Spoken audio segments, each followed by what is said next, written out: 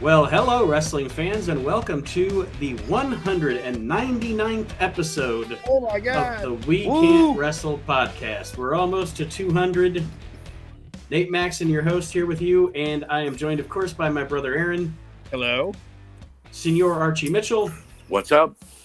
and Mr. Ice Cold Mark Brew. How you doing?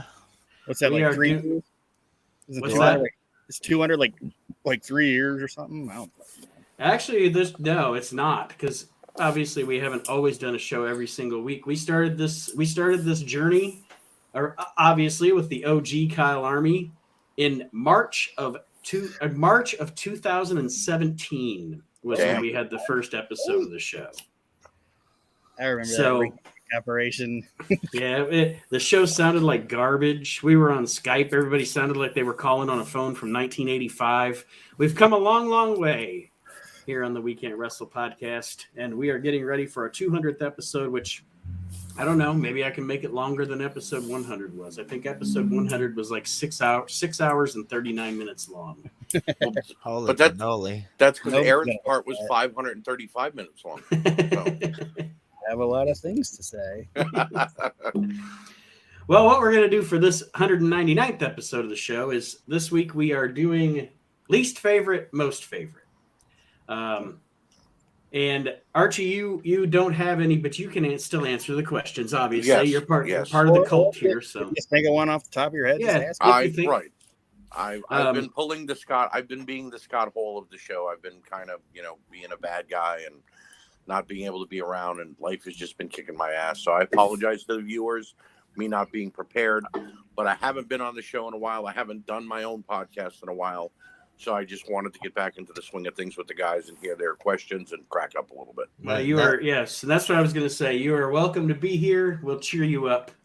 That's Because not the route I thought he was going to go when he said he was being the Scott Hall, though. I thought he was talking about getting drunk and not showing up. No, well, that too. No cocaine and getting drunk, but just not showing up. I was gonna say, if take away the barbiturates and shit, if anybody's the Scott Hall of this shit, it's me. So, But yeah, like I said, we're going to present each other with a scenario, like an example. Just who's your favorite Von Erich and who's your least favorite Von Erich? All of mine aren't even wrestling related, but we will get into them. That answer would be Kevin is my most favorite, and my least favorite is Fritz because he's a scumbag. my most favorite was Kerry, and my least favorite was Lance. Oof, He wasn't a Von Erich. He on TV. He played one on television. Damn it, Lance Vaughn. Yeah, it would definitely be Carrie for me and on the most favorite, and the least favorite I'd probably agree with Aaron there on Fritz being a piece of shit. So Yeah, he was a piece of shit human being for sure. Well, They're making yeah, that movie, by the way. Been reading about it. yeah. Zac Efron playing Kevin Von Erich. And Yes. who thought he would have looked believable as Kevin Von Erich? Right? Yeah, that's But what. he When I does, saw the pictures, I was like, "Damn, prove me wrong." right? Did you ever see Mindhunter? Did you ever watch that show on No. Netflix? No. Well, one of the guys from Mindhunter is playing Fritz Von Erich. And when I read it, I was like, I don't see it. And then I looked at a picture of him. I'm like, yeah, it's Fritz. Right? It's Fritz Von Erich. I'm just Who wants to interested. get it? I'm just sorry. I'm No, just that's all right. interested. I'm just interested in seeing that movie because, like, a lot of other than The Wrestler, there hasn't ever really been like a big wrestling movie. You know what I mean? I agree with that. Yeah. Yeah. And not, Or most times when they do have one, it's not. It's what do I want to say? It's made more for people that don't watch wrestling, so things are Right. embellished or skipped over or whatever. So it's not really like, remember that movie they made in like 99 or 2000 about Jesse Ventura that was on NBC yeah, it or was whatever. completely, Oh, God. it was a complete joke. Yes, And absolutely. even Jesse Yeah, Ventura, even after it was done, Jesse Ventura was like, I don't support this movie. right. Like when he said like the part where he was just like, God damn it, was you know how he would always say like, you know, win if you can, lose if you must, but always cheat. Yeah. Remember that line? they had a scene where his dad was like, "I didn't raise you to talk like that and have that ideology." He's like, "My dad never said that. He knew what I did." Like he was like, "Cool, man, go out there and get it." Like he knew I was playing a fucking character. Right, like his father was buying into kayfabe. You know what I mean? Like, are you a cheater, son? Like, no, that wouldn't have happened in real life. Yeah, it was god awful. So hopefully this Von Erich thing is done properly, and hopefully this Von Erich movie does focus. And I know you don't want it to be completely depressing, but it should focus on the dark side of things. You know, because the Von Erich story is a dark fucking story. Yeah, and I'm not saying I'm like a huge Zac Efron fan. I don't even know if I've ever seen a Zac Efron movie, but he's a big fucking star, and I don't think he would go into something that was like hokey or a joke. Right. You know what I mean?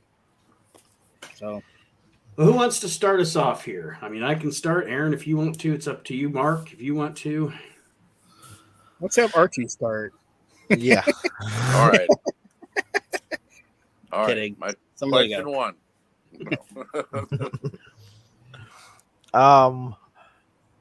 What is your least favorite action figure? For me, you guys are gonna probably be like, "Oh, he's going too current," or whatever. But I see no need for there to be a Logan Paul ultimate edition figure for WWE. The guy is a part-time celebrity wrestler, and yeah, he can go in the ring, but I just don't see that a part-timer should have a figure like that, one that's commanding $200 on the open market right now. What's your favorite? My favorite figure of all time? Yeah. Or did you mean figure, singular figure, Mark, or like a line of figures? It don't matter. Either or. There is no wrong answer. My favorite figure would probably be, being a Hasbro guy, probably either one of the Yokozuna Hasbros, either the red and black or the white and black, because that, to me, was the one that looked the most like Yokozuna. Mm-hmm. They actually got the likeness perfectly. It was the only big guy body. You know what I mean? So it worked out perfectly. So for me, it's definitely Yoko. I'd say I have my favorite. I'll go with a line of figures because I don't know if I have a singular favorite. Okay. But my favorite line of figures is the WWE Classic Jakks series. Okay. I love the figures. They especially look great in the packaging. They're great for displaying. And probably my favorite of that line is the Fred Blassie Hulk Hogan 2-pack that has Blassie with the pink suit and Hogan with the cape. Yeah. I really love that one. And then my least favorite line is actually when they have recently, they started a new line of Masters of the Universe figures. Yeah. And they look generic and garbage. And they're just, I mean, it's not like the original Masters of the Universe figures were that great. But when I was a kid, I loved them. But the newer line of Masters of the Universe figures were a real letdown because I was like, "Ooh, I'll definitely get some of those." And then I saw them, I'm like, "Never fucking mind, I don't want any." I have them just because I like to buy the shit. The funniest one is the fact that I don't even know they did it intentionally, but they called Stephanie's character the Skull Queen. No. I was talking about literally the Masters of the Universe figures. Oh, I thought you meant the rest. No, not the WWE ones. No. Okay, sorry. That's all right. I thought you meant those ones, but yeah, Stephanie was the Skull Queen. No, the WWE ones are actually pretty badass. I'm not gonna lie, and they fit with the older and the newer Motu figures. But yeah, the new releases where it says "as seen on TV" on them. You know what I mean? It's like, why did you make? How could you? Like Nate said, the original Masters of the Universe were these big, plastic, rubber-headed things, and it was just like, okay, whatever. But then you made them worse looking. Yeah. You know what I mean? You ruined. How did you make something kind of shitty? Right. They look like they're like a Korean bootleg. Instead of He-Man, it's He-Man. Or like Spanish Hasbros. Yeah, like the Spanish Hasbros. Right. they're sold at Dollar General for like 3 for $5. Yeah. You know what I mean? I bought those little figures that they had at the Dollar Tree for a while. Oh, They have the shit. I bought them just because they looked terrible. Like it was just right. They were $1. They have like like the Roman Reigns figure, like one eye's here and the other eye's up here. Like, and I have the Undertaker and the Brock Lesnar one, and I named them the Underfaker and Bork Laser. Yep. That's who they. And are. you started a trend because people started taxing if anybody found any Bork lasers.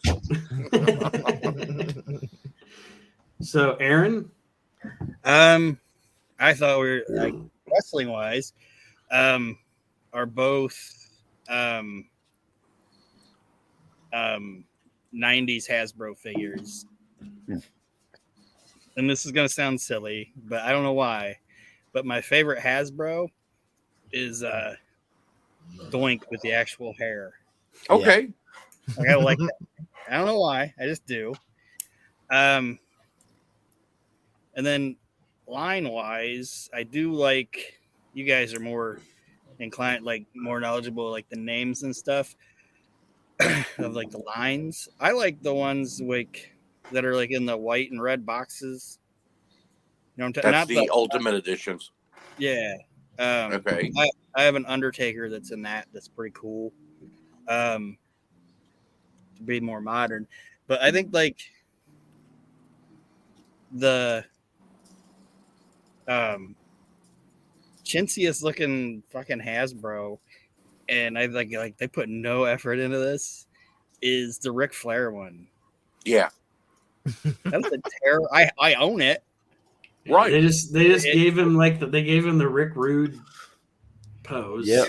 Yeah. Right. It's like, what is this toy? And like his head doesn't even resemble it. I'm like, what the fuck? No, he's got that constipated look, like he's really trying to pass a stone. Another terrible have the Hasbro line. Sorry, Blevins, is the Repo Man figure. Yeah, why does Repo Man have a muffin top? Yeah, he's like buoyant, like he looks like a buoy or something. Yeah. I don't know. It's a terrible figure. Like I broke because I'm a customizer. Everybody knows that. Don't get mad that I break figures, listeners. But I've broken a Coco Beware and I've broken a Repo Man to use the parts. And they both have muffin tops. So when you put them on like another set of legs, it overlaps and it's ridiculous looking. It can only be Dick Murdoch. Right. Exactly. Good call. I also have the Dusty Rhodes with the top hat and the chicken. Yeah, I have that one too. That's a fun figure. I'm not gonna lie. That's a fun figure. But we're doing most in these, so those would be my two. I love that Doink toy, and I hate that Ric Flair action figure. But I got it, but I fucking hate it. What about you, Mark? What's your answer to your own question? My most favorite is the Heritage Series Elite Undertaker. That's like iconic with my childhood. It takes me back to when I first started watching wrestling and stuff like that. And my least favorite is probably going to be bald-headed Shawn Michaels. Yeah, you mean the Nick Gage action figure? Yeah. Bald-headed Shawn Michaels with the fucked up eye. It's too much. I can't with them fucking people today. You said Undertaker, another one of my favorites that I have. I don't want to go on and on. Sorry, but I have the 5-pack of Undertaker that has like 90 Undertaker, 94 Undertaker. Yeah, I think Kendall actually got that from me for Christmas one year. That's really cool because it's just like it's the evolution of him in like 5 figures in one package, and I really dig that one too. Remember, I don't think they made very many. I'm sorry, but remember. Do any of you guys have when they redid like somewhat kind of redid the LJN ones with like new? Right now they have Cody and Darby, Cody Rhodes and Darby Allin. Yeah, the AEW one. There's a CM Punk coming out. The WWE did them too, though. Did they? Like they did, like they did like one with like The Rock and I'm not Insider. I'd show you, but I have one of Shawn Michaels. Really? And yeah, and like I said, they're not. Like I said, if I could show you, I'd show you. But on the I back, think The Unmatched Furies. Is that what he's talking Oh about? no! I know what he's talking about. It was a line in Jax did it. It was the they were rubber face. Shawn Michaels is posing in the red and white outfit.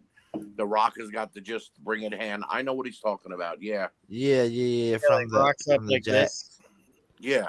Yeah. Okay. I mean, Austin's like got I his said, hands up in his vest. Yeah, I know which one you're talking about. I'm not trying to say that's what they were doing with it, but when I look at the toy, that's what I think of. Yeah, it's a throwback to LJN. Yeah. The Shawn Michaels one on the back of it. Mm-hmm. And I don't know if I have one that's just like maybe this is something that's not a lot of people have, or if it got mass produced and they never caught it. But it says Shawn Michaels debuted in 1965. Oh Jesus, that is good.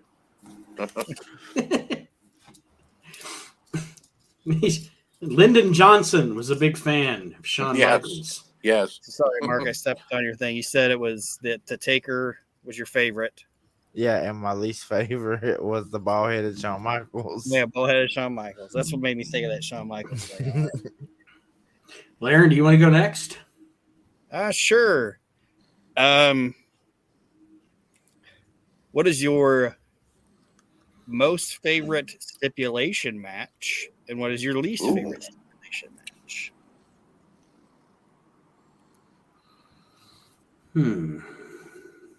Nate's gonna have to do some editing on this to get rid of that air. But. Well, for me, my most favorite stipulation match.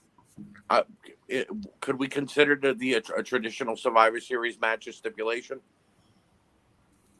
or would that just be a match? No, that's an elimination match, right? So yeah, that's a stipulation. The old-fashioned in the late '80s and early '90s 5-on-5 traditional Survivor Series matches are that was my absolute favorite as far as match stipulations go. My least favorite, because they've been overplaying it a lot lately, like the last 5 years, I guess because the rosters are so ballooned, are the 6-man a fatal 6-way or a fatal 5-way to get a number 1 contender. At that point, just do a tournament and let us actually, draw it out for weeks before the guys got a challenge for the belt. But no, in one night, let's have 6 guys fight it out, and then they do this every month. So, multi-man matches can be a little overdone. It's a Jim Cornette expression: lazy booking. That's lazy booking. And I'm not even saying like a tournament isn't lazy booking. They would do tournaments sometimes when they're like, oh, we don't have a lot going on, but we have all these guys. Let's do something. But at least with a tournament, you got to figure it out. Right. And it's stretched out over at least a month span. And we're going to do this, and we got to make it interesting. Right. We're going to do this. These guys are only going to get 4 minutes, but we're going to give these guys 12 because they could go longer. They got a better story going. You know what I mean? And it stretches it out a little more versus, oh no, we're going to take LA Knight, Ricochet, and Nakamura and Seth Rollins and have them fight tonight, and they're the number 1 contender every week. Unless there's a ladder in the middle of it, I don't want more than 4 guys. I agree. For me, my favorite stipulation is probably, because I guess from a fight, it's a tough pick between 2 different kinds. But I guess I'll say last man standing. And for favorite? Yes. Good call. Okay. 2 out of 3 falls is pretty close, but I'd say last man standing just because if you have 2 guys that really hate each other, what's the best stipulation for them? Oh, I get to knock this motherfucker out so he can't answer the count of 10. That's like the most realistic, you know what I mean? Like what they would want to do to each other. My least favorite stipulation is actually hair versus hair. Okay. Because other than just very, very, very randomly, if you have the perfect character for it, like a Jimmy Garvin or somebody that's like their character's about their hair, what does it fucking matter if a dude gets his head shaved? Right. It's almost like My- Walter my- said he needs my- a haircut. My favorite hair versus hair match is actually Victoria and Molly because it's women trying to keep their hair. That makes sense. Right. It actually makes sense. The funny part about wrestling too is like this guy had like luscious hair or whatever, you know. And now that he's got it shaved off, now it's not going to grow back. Right. Yeah. It's gone forever. Well, I never understood. Like Kurt Angle stayed bald the rest of his career after getting his head shaved. Meanwhile, he had a military cut his whole career. Like when it gets 100 degrees in Ohio, I shave my head. Like not completely bald, but I do one on the top, none on the side. I go and tell the lady I like my hair like I like my women, high and tight, you know. And it still ends up growing back. But in wrestling, it's like, oh, he's just bald now. Right. like their wrestling logic is once your head's shaved, your hair never grows back. The real stipulation should be you can never grow hair again. You know, like if I shave your head, you're not allowed to let your hair grow back. You can't, a mask. I can't have that glorious mane. Right. I'd like to back. I'd Russo it and be like, we're gonna have a reverse hair versus hair match. And it's going to be two bald guys, and the loser has to grow hair. What if you can't, like me? What if I can't be in that match? But the guy's like, I have horrible like botches in my hair and stuff. Be like, sorry, man. Yeah, probably my two favorite hair v hair matches are Molly and Victoria again because it's two women, which makes sense, and then the Battle of the Billionaires, just because it resulted in do-rag mints. Well, that, but also it was Vince McMahon getting his head shaved. So yeah. No. No.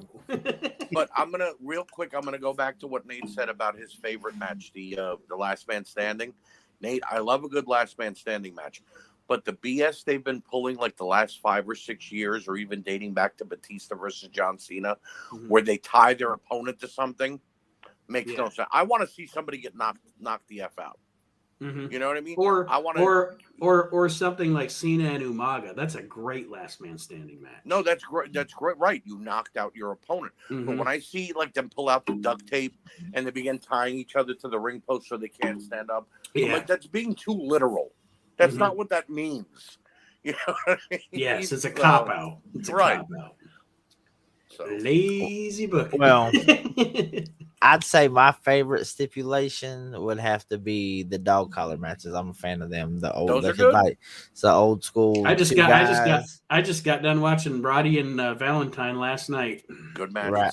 Good match. So it's like, it's primordial. Really, it's like two guys. You make it run, but you're only going to get so far before I yank this chain. You know what I'm saying? And I'd say my least favorite is anybody's mama on a pole match. That's good. That's good. There was only one mama on a pole, though, right? There was only Judy Bagwell. But I'm just saying, there's guys that like to try to recreate history out there. The thing with what Mark's mentioning with a dog collar match, too, in wrestling, when we're watching it as fans, obviously the idea is these two guys hate each other, and they're willing to go to the ends of the earth to hurt each other. But in my opinion, when you're looking at it through like a insider's kind of way of looking at it, these two guys really trust each other because they're about to beat the crap out of one another, but they're not going to really hurt one another.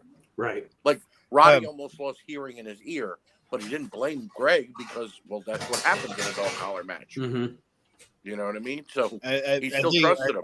I think it was Piper and Valentine. I think Piper said him and Valentine's only rule was, and Nate, you can tell me if you heard it or not, but I think their only rule was no eyes, no teeth. No eyes, no teeth. Yeah, right. Don't put that thing around my fucking eyes, and don't bash me in the teeth with that fucking. Yeah, that's actually that's from Roddy's DVD. He said that on his DVD. And the crazy part too is, like, everybody talks about, rightfully so, the Starrcade match, but they did that thing for like a month, right? Town to town. Right. They were testing it out, right? God damn. Who's next? Sorry, I don't think well, you didn't answer your own question. Yeah, you didn't answer your own question there. Okay. Did Archie answer? Yes. I said Survivor Series was my favorite. Oh yeah. Okay. So I'm paying attention. My least favorite is a variation of Nate's favorite. Okay. And it's the Texas Death Match. And Okay. the reason I don't like the Texas Death Match is because there's no cadence to it. Or there's cadence, but it's a terrible cadence. I hate when you have to pin the guy, like 1, 2, 3, and then there's a 10 count. Right. Good call. Fucking hate that. Like Crush versus Macho Man at WrestleMania. Yeah, that's an example everybody knows about.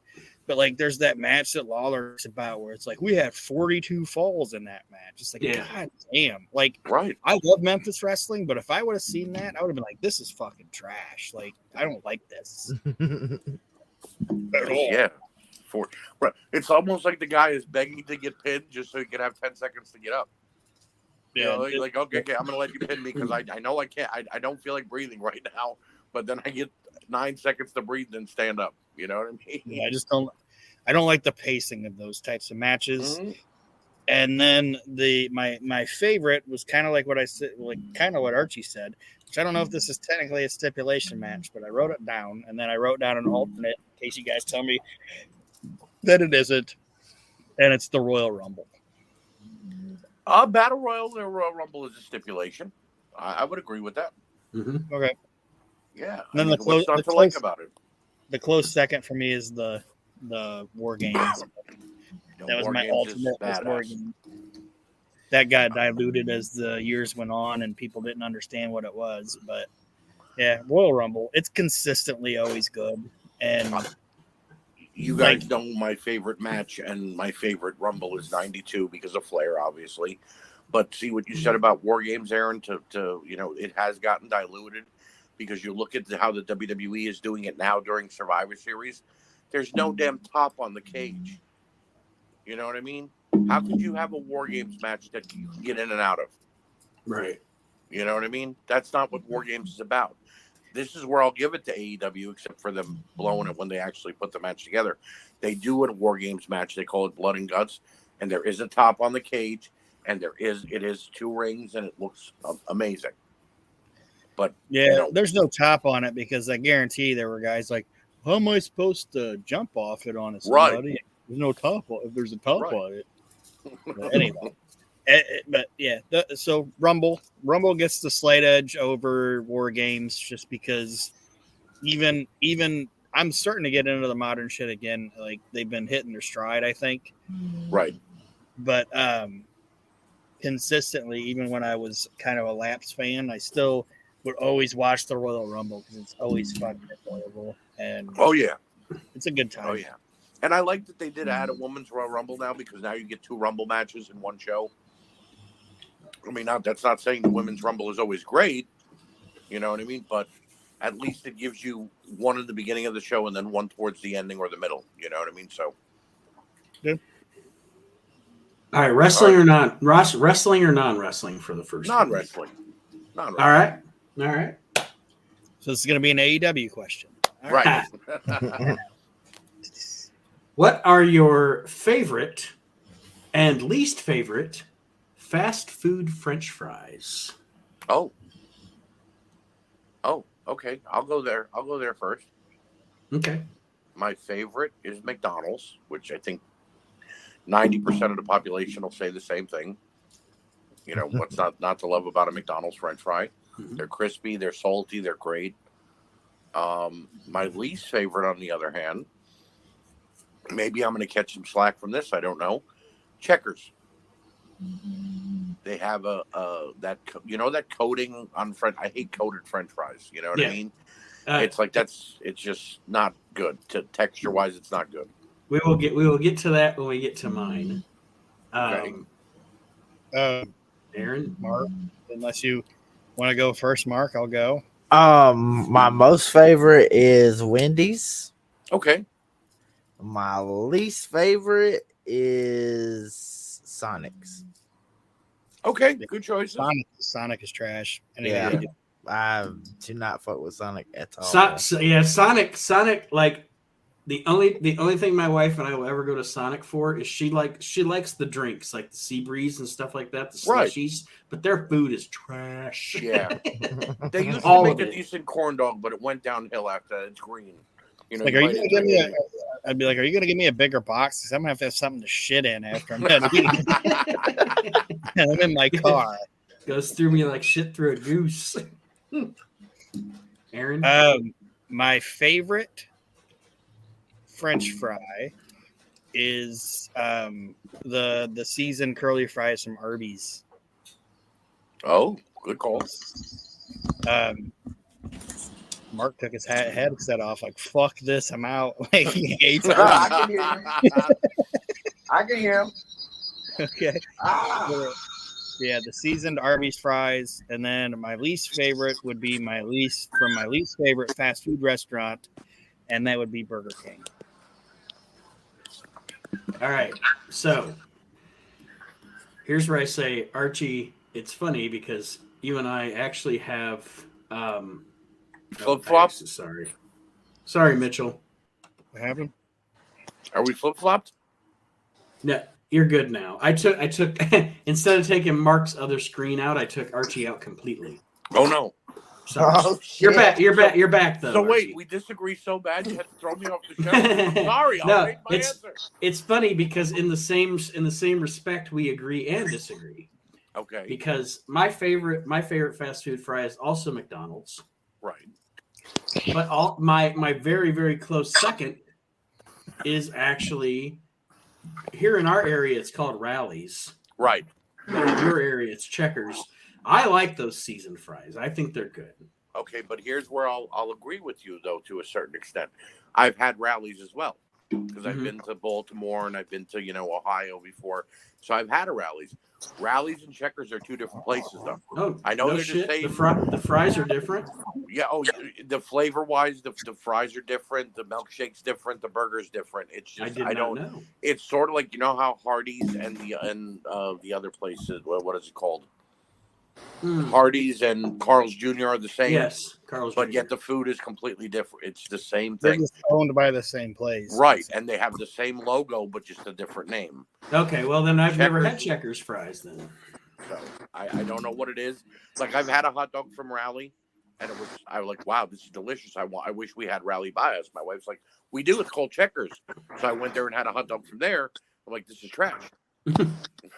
So Well, and I'm going to agree with Mark on the least favorite. I think Mark said Burger King. No, Aaron did. Oh, Aaron did. Yeah. Eating a Burger King French fry is like trying to eat an entire fried baked potato. It's like this is the thickest, starchiest, grossest French fry I've ever had in my life. I feel like my diabetes. I'm gonna lose my foot. Okay, I just ate a whole potato in one fry. How about you put something on it? Salt the fucking thing. You ever heard of? No wonder they try to give you ketchup all the fucking time. Right. My son has a running joke. They're like, do you want 87 packets of ketchup? They're like, no, thank you. You're gonna need them. You're gonna want the 87. It's not extra. Quick funny story. When my son was like 6 or 7, we would bring French fries, obviously, because kids eat French fries every meal. And he eats certain French fries, guys. He would pack away an entire package by himself. Some he would let sit on the table, and I'd always wonder why. Did he get full? Whatever. So I asked him once, why do you eat all the McDonald's or all this, but not these ones, or you don't like steak fries or whatever? And he looked at me and he goes, "Dad, they're too potato-y." And I'm like, "What does that mean?" And as he got older, I finally started to realize, because I would eat with him French fries a lot. Certain French fries are too potato-y. They're too. It's like having mashed potatoes in a fried. I'm not a wedges guy. I don't want wedges. I don't. Yeah. I'll say this: the best kind of wedge like that is Wendy's breakfast. Wedges. Yeah, those are pretty are good. You're right. brown. Those are pretty good. But that's almost a hash brown. And being on the fast food thing, I was talking to somebody about this the other day at work. McDonald's gets a bad rap, and they shouldn't, because I actually like McDonald's food. Like, right. I don't eat fast food every day. I might eat it once a month or whatever. Right. but it's usually if I do, I'm like, man, I really want a fucking double quarter pounder and some fucking fries, and you know what I mean. Mm-hmm. Like I think McDonald's gets a bad rap. It's only the last couple of years, though. Just don't agree with it. I'm just gonna be honest. My bowels say, that ain't for Any us. fast foods like that, Yeah. Not any. but they're Like, the thing I like about McDonald's though is they're consistent. Like you can eat a Big Mac in Archie. What's your hometown? Roselle. You could eat a fucking Big Mac in Roselle, and you could eat a Big Mac in Van Wert, and it's gonna be the same thing, right? Big Mac. I agree with that. But Mark, Other places aren't like that. Mark, let me ask you a question. All You said not all fast food can make a person go to the bathroom. But let me ask you a question. Two places that I know definitely make the whole world go to the bathroom as they're eating it, they want to run to the toilet. Taco Bell and White Castle. I don't know if you've ever had a White Castle before. Yes. One of the greatest things my grandmother ever said to me when I was a kid. We stopped at a Taco Bell because she lived in Tennessee. So every summer, Aaron and I would go stay with her and my grandpa for 2 weeks in Tennessee. They'd come pick us up. We drive. I know this fucking line, and it's a Bobby Heenan line. It's Grandma hit a Bobby Heenan line. Listen to this. Yes, I said we stopped at Taco Bell, and before we left, I told her, Grandma, I gotta poop, and she said, well, you ate it here, you might as well leave it here. Okay, Grandma was legit. All right. It's not a line that he said. That's Bobby Heenan humor right there. Oh yeah. Oh yeah. You ate it here, you might as well leave it here. All right, I think back to Mark. Mark, you're next. Okay. Let's see. All right, wrestling or non-wrestling? Wrestling. Wrestling. Just do a non-wrestling. Let's do a wrestling. Right. Your favorite and your least favorite micro wrestler. So, okay. I'm gonna have to think here. So you're talking about midgets. I'll be politically incorrect here. But politically correct. So they don't fuck with us. All right. Because I'm just gonna be Fred Blassie and say midgets. All right, we're talking midgets here. Yeah, they're midgets. Right. One of my favorite. Real quick, one of my favorite stand-up things is Mulaney when he's talking about he was writing for something and he put the word midget in something that he wrote and they came back to him and do you guys know who John Mulaney is, stand-up comedian? Yeah. He said that he wrote a joke for this thing and he wrote midget and they were like, you can't say midget, and he goes, what do you mean? And they're like, that is as offensive as saying the N-word. And he goes, no, it isn't. And they're like, yes, it is. And he's like, no, it isn't. He's like, I can tell you that it's not offensive because you're saying midget, but you're saying the N-word. Right. It's not the same thing. But to answer the question, I would say my favorite midget wrestler is Lord Littlebrook, and my least favorite midget wrestler is Puppet. The Psycho Dwarf? The Psycho Dwarf from TNA? Hate that thing. Okay. I said thing.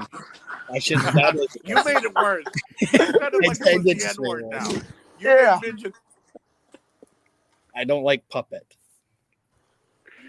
My favorite would have to be, and look, you guys got to remember, like Nate, like Aaron, like Mark, I go back to the early WrestleManias, and I always loved hearing when they would announce him with either King Kong Bundy as his partner or whoever. Sky Lolo. He's the Undertaker of midget wrestlers. Right. He was everywhere. He was always somewhere. And I always loved it at the ending of the match, they would turn on Bundy because he would always squash them and they get really upset. So Sky Lolo is my favorite. And I guess my least favorite, because it kind of ruined the character in my opinion, and it went from being a dark character to being a fun character, would be Dink from Doink and Dink. Because you think Dink ruined Doink, is what you're saying. Well, obviously, the guy portraying Doink ruined Doink because of his demons. But, I mean, they could have still had Steve Kearns play him. And Ray Apollo was doing a fantastic job. When they turned it more kiddie and funny, though, when they added Dink, yeah, I think it ruined the character. Okay. Valid answer. My favorite micro wrestler, to be politically correct. Don't say Kevin Sullivan. Please don't say Kevin Sullivan. Good suit. My favorite midget wrestler is Masquerita Sagrada or Max Mini. Okay. Oh, that dude was fantastic. Yeah, he was. Hell of a fucking athlete. Yeah, he was as good as any heavyweight luchador at his time. I don't know. I guess my least favorite would be that the little Louis guy with the overalls. Okay, I remember him. Yeah. But yeah, definitely Masquerita Sagrada is my favorite. That dude was fucking legit. Little Louis looked like a little midget pedo. The funny part is, though, his namesake, because there was actually a bigger version of Masquerita Sagrada in Lucha Libre, not as good. Yeah, yeah, go figure. And he was clumsy and this big doofus, and then here's this little guy that came out with the same name, only they called him Masquerita instead of Mascara, because make him little. And it's like, wow, this guy can do everything. Why can't his namesake do the same stuff? Right. I don't know the name of that Mexican mini that dressed like the monkey, but that thing's fun too. When they kick him across the ring, yes. Oh, when they kick him out of the ring, he goes flying into the crowd. It's one of the greatest bumps I've ever seen in my life. He's a human soccer ball when they do that to him. Like, there's times when he asked a question a long time on a show, like, if you could show something to somebody that's a non-wrestling fan, what would you show them? That's one of the things that I showed them. I'm like, look at this. How could you not find this enjoyable? Right. You just baseball slided that fucking monkey into the guardrail. And he flew 20 feet. Yeah, I don't know his name either. All right, Aaron. Mark, you got to answer your own question. All right, so my favorite isn't even one of the mainstream ones. It's one that's out there on the independent circuit. His name is Micro Tiger. Okay. And you can just about guess, what that's. Yeah, I've never seen him, but I can guess. Right. I'm Googling Micro Tiger. And my least my least favorite would be probably the Haiti Kid. Really? Yeah, I was just not a fan. The name of this episode will be Mark Hates Haiti Kid. Yes. Okay, here's the crack up. There are early pictures of Micro Tiger from like 2010 or 2015. Uh-huh. And he's this skinny little guy with a long beard and hair with obviously a tiger mask on and whatever. And then as you get to 2020, he's this giant bull in a tiger mask. Yeah. So he gained crazy weight in 10 years. He went from Micro Tiger to Micro Panda. Right. Exactly. He looks like Kung Fu Panda. That's what he looks like. That's funny. But no, we went and seen one of those shows that they put on that was like 45 minutes away from the house. And it was my birthday, and everybody's like, what do you want to do? And I was like, there's fucking midget wrestling. So let's fucking go. Mark went to the big match that night. Yeah. It was pretty fun, though. Like, it's a huge card. believe it or not, those little guys be bumping like a motherfucker. No, they're great. I can't lie. Whenever I've watched midget wrestling, whether it be live in person or on television, I get a kick out of it because they actually go better than some of the mainstream guys. Hell yeah. So who's next? Is it me or is it Aaron? I believe it's Aaron. Okay, I think I've only asked like one question. This is like This is a fun idea. I don't know who thought of it, but good job. I heard it was Chad's idea. I don't know, be a guy.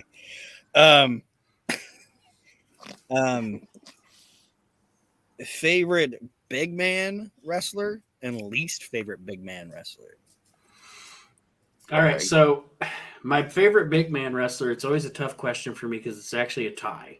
And that's not a cop-out. That's not lazy booking. It's legit. Like it's a tie. It's Vader and Bam Bam Bigelow. Bam Bam Bigelow. We've discussed this before, right? Yeah, those are my two favorite big man wrestlers. Okay. Least favorite, Uncle Elmer. Falls on his fucking ass at WrestleMania. Yeah, Uncle Elmer, Plowboy Frazier, whatever you want to call him. I know, sounds from everything I've ever heard, perfectly nice guy. Like everybody liked him, but as far as in the ring, but yeah, isn't Vader, that like the only time then that Ventura tried to like cover up for a face? He hit him so hard he fell over himself. Just how nice of a guy, fucking Frazier was. It's like Ventura, he's just fat and sloppy. Ventura had a chance to make fun of somebody and didn't do it. But yeah, Vader and Bam Bam are in my opinion. I'm with you on that. It would definitely be a tie between Vader and Bam Bam, and again, not a cop out or anything like that. But how do you? I mean, yeah, you could say Andre, but I never saw Andre in his prime. I never saw Andre moving around the ring. You know what I mean? One of the best matches I've ever seen in my life is not from a pay-per-view. It's not from a Raw. It's not from a Nitro. It is Bret Hart versus Bam Bam Bigelow in Barcelona, Spain. On like a random tapes. Yep. A random. I think it's on the one of the Bret Hart DVDs. It's on the one where it's on the one where he came back, and they wanted to do a DVD, and he said, "I'll do the DVD." But I'm picking the matches. Yeah, I'm gonna pick my matches. Like you're not gonna produce my DVD. Like you can produce it, but I like most guys come back and they're like, "Fuck it, do whatever you want." And he was like, "No, you're gonna do what I want to do." Because part of it was probably like, if I just let you guys do whatever the fuck you want to do, you're gonna bury me, right? You're gonna put the screw job on there, like it wasn't a documentary. It was just his matches, right? They would have picked Isaac Yankum. They would have picked Jerry Lawler, Kiss My Foot match, Hakushi. Which, all right, his matches with Hakushi were good, but the match that Nate's talking about with Bam Bam and everything else on that DVD is fantastic. And the match is really good. But there's a point in the match because what is it? It's Bobby, JR, and I think Savage doing the commentary. Mm-hmm. Yes. And there's a point where the camera's on the crowd. Like way too long, and nobody's mentioning it. And then Bobby goes, "Are we going to be on this crowd anymore?" He's like, "I don't want to watch Ricky Ricardo and his family. What are we doing?" And JR's like, "Yeah, I agree, Bobby. Like, what are we doing here?" But no, the match is fantastic. Archie, you agree with me on Bam Bam and Vader? And Vader. Who's your least favorite? Part of me look, I know he was great in overseas in the UK as the Giant Haystacks, but when he came to WCW as Loch Ness, it was just brutal seeing that guy try to move around the ring. You know what I mean? But all in all, in honesty, it would have to be Roadblock from WCW because let's face it, Lex Luger got everybody up in the torture rack, and he couldn't get that guy up because he was just dead weight.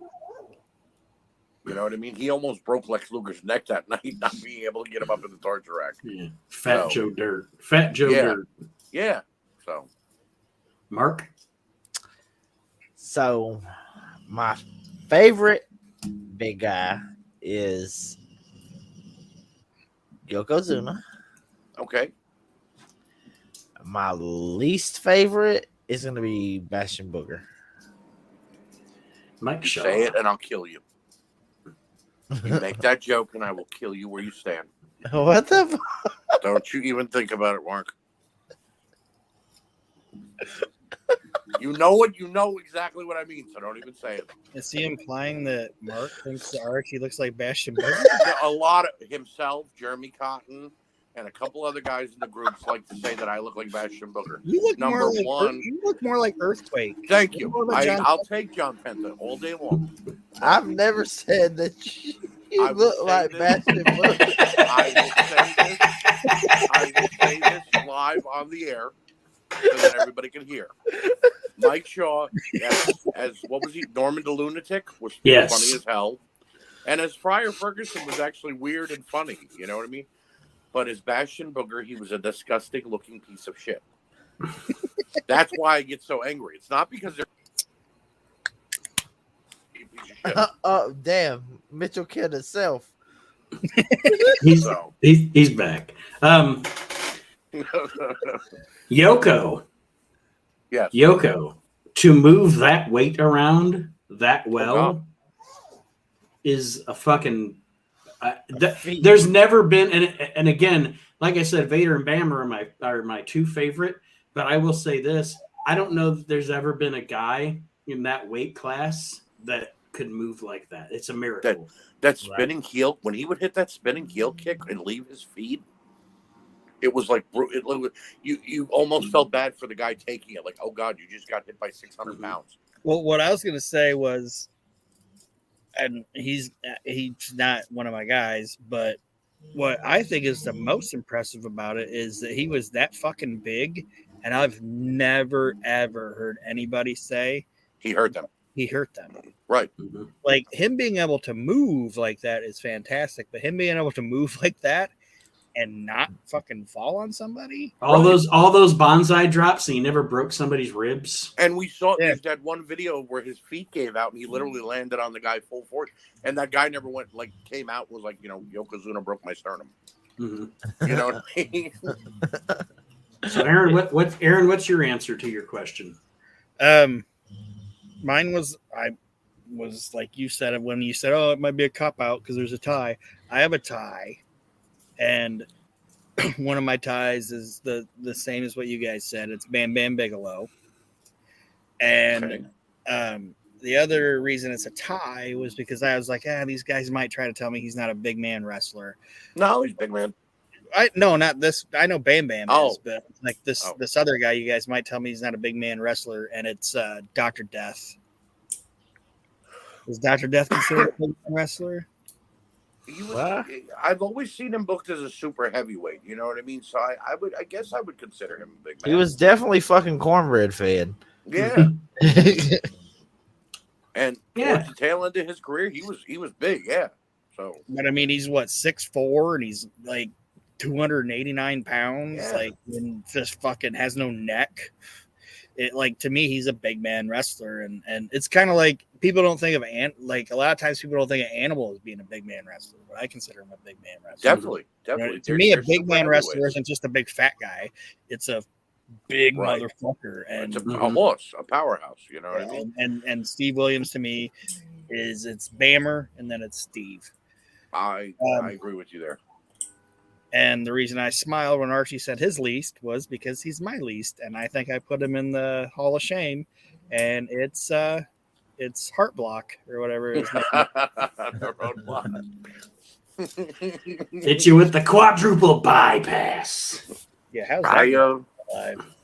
Aaron, I will say in regards to Dr. Death, I loved Steve Williams as a single, but when they put him and Gordy together in Japan, and then they came to the States and fought the Steiners and everything like that, I don't think you could have put in two more brutish guys together since like Stan Henson and what was I can't think of his name.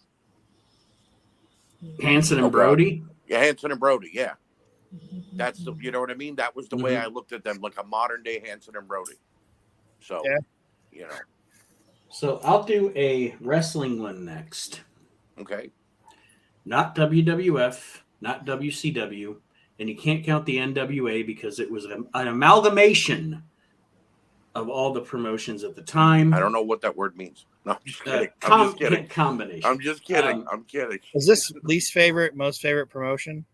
Least favorite, most favorite territory. Yes. Ooh. I kind of asked the same question, so we can Well, that's scratch all right. 2 off here. That's okay. I'll give my answer. So Nate, can I do it as the promotion, not technically a territory? Yeah, that's fine. I wrote territory down, but I think of everything that's not WWF, WCW, or the NWA and ECW as a territory. So Okay, because my favorite is Jim Crockett Promotions. Mhm. Like whether it's Mid-Atlantic, Mid-Atlantic, whether it's JCP, like when they did the NWA, you know what I'm saying, like World Championship Wrestling. To me, that's just, I love that shit. You know, I love that studio wrestling, and I know that everything did studio wrestling, but to me, that's the one. Like Flair, Dusty, Tully, Yeah. The Roadies, all that. To me, that's the shit. You know, that's my shit. You know what I mean? And my least favorite wrestling company of all time is XPW. Yeah. Ooh. XPW stinks. I actually think I inducted them into the Hall of Shame. Yeah. So, Mark. Like, that's not good bad wrestling. That's bad wrestling. No, that's bad. That's not even wrestling. That's porn, basically, with some guys fighting in between. You know what I mean? So. Go ahead, Mark. I'm gonna say my favorite would have to be, obviously, because it's more geared towards where I'm geologically located. Would be Georgia Championship. Mm-hmm. And my least favorite, probably catch a little bit of smoke for it, but TNA. I just wasn't a fan that whatsoever of TNA. Are you talking about early though TNA, 2005 TNA, now Impact? You know, no, like he's like all of it, right? Yeah, like Shark Boy and all of it. Okay, understandable. Well, for me, my favorite is the Florida territory with Dusty and Kevin Sullivan. You know what I mean? That was definitely the Purple Haze, right? The Purple Haze. I didn't know at the time that was Woman when she was with Kevin Sullivan. So once I found out it was, I went back and watched. But just everything about that storyline and that was put through that territory between them was fantastic, and it got me geared up as a teenager. That when ECW started to get bigger, it was like, okay, this is what I'm used to. Mm-hmm. You know, this is hardcore wrestling. So without Florida, there maybe wouldn't have been an ECW because Paul Heyman was around that area as well and learned from it. And my least favorite,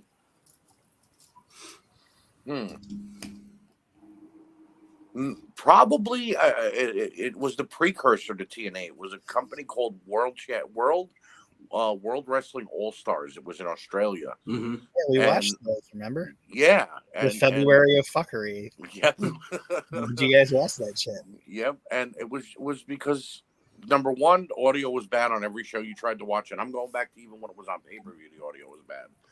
The wrestling looked bad, the production value. But then they never had they wanted to have a commissioner. They never had a set commissioner. It went from Bret Hart to Sting to Sid.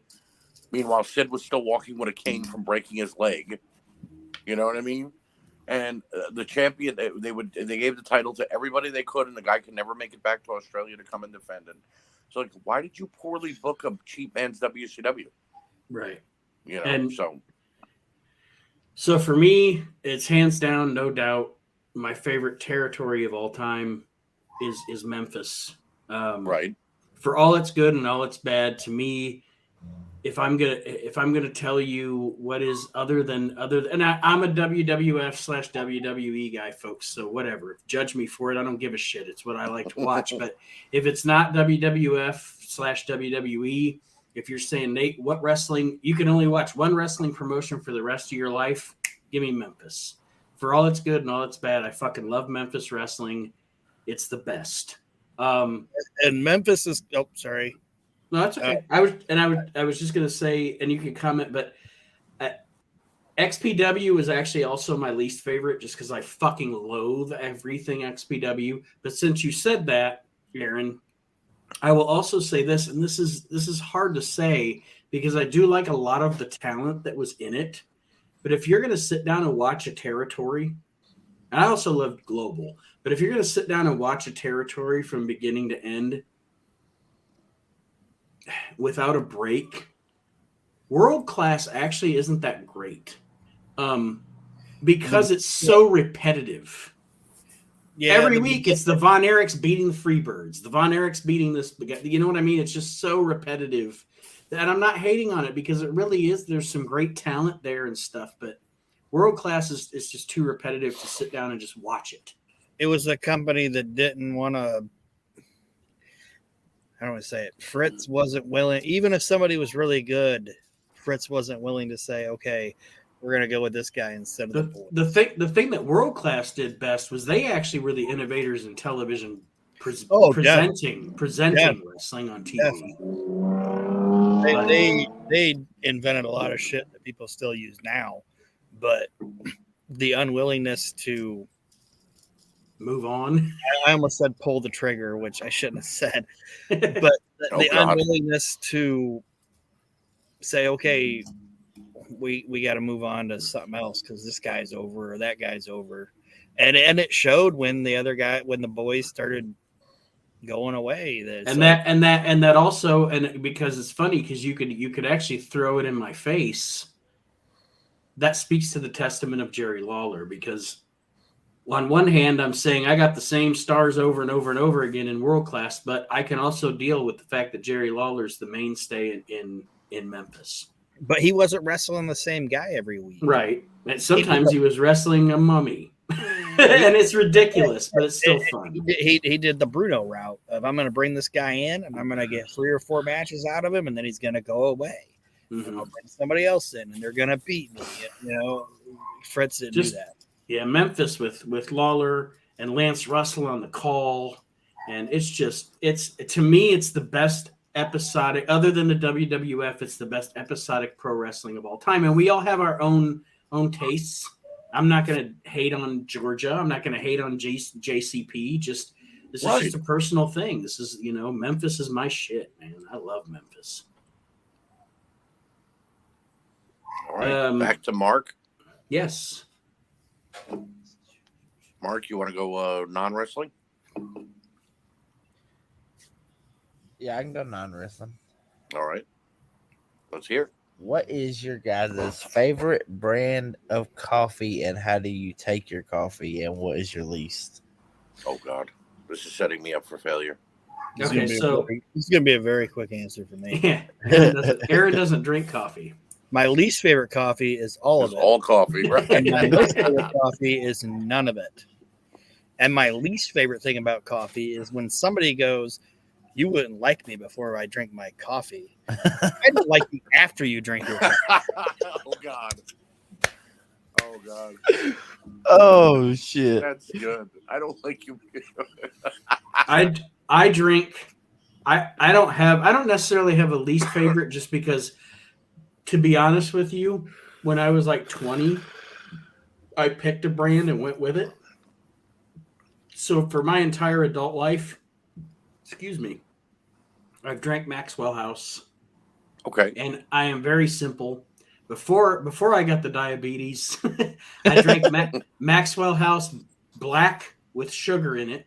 And now I drink Maxwell House black with Splenda in it. I don't put anything else. Like my wife, I always tell her, do you want some coffee with your creamer? Because she puts like creamer in it and then liquid hazelnut creamer in it. That's good. Yeah, just black coffee with Splenda for me, and it's Maxwell House. Okay, Fucking so coffee's And if I'm gonna say I have a least favorite, it's Colombian. I don't like Colombian coffee. all right, so you have the non-coffee drinker, and you've got the basic black coffee drinker, and then you have me. And I wasn't always like this. I used to like Nate said, Folgers, Maxwell House, normal coffee. But then I discovered Starbucks. And now I order like my name, like, you know, I'm just any basic guy. You know what I mean? It's not a coffee anymore. It's basically a milkshake. But it's good, and I like it. So judge me all you want. The reason coffee, and people can say, "Oh, coffee's great." It's like, no, coffee is disgusting. Like It's all the stuff you put in you it. don't like coffee. You like cream and sugar. And You like Reese's cups. You like mint. You don't like coffee. My least favorite.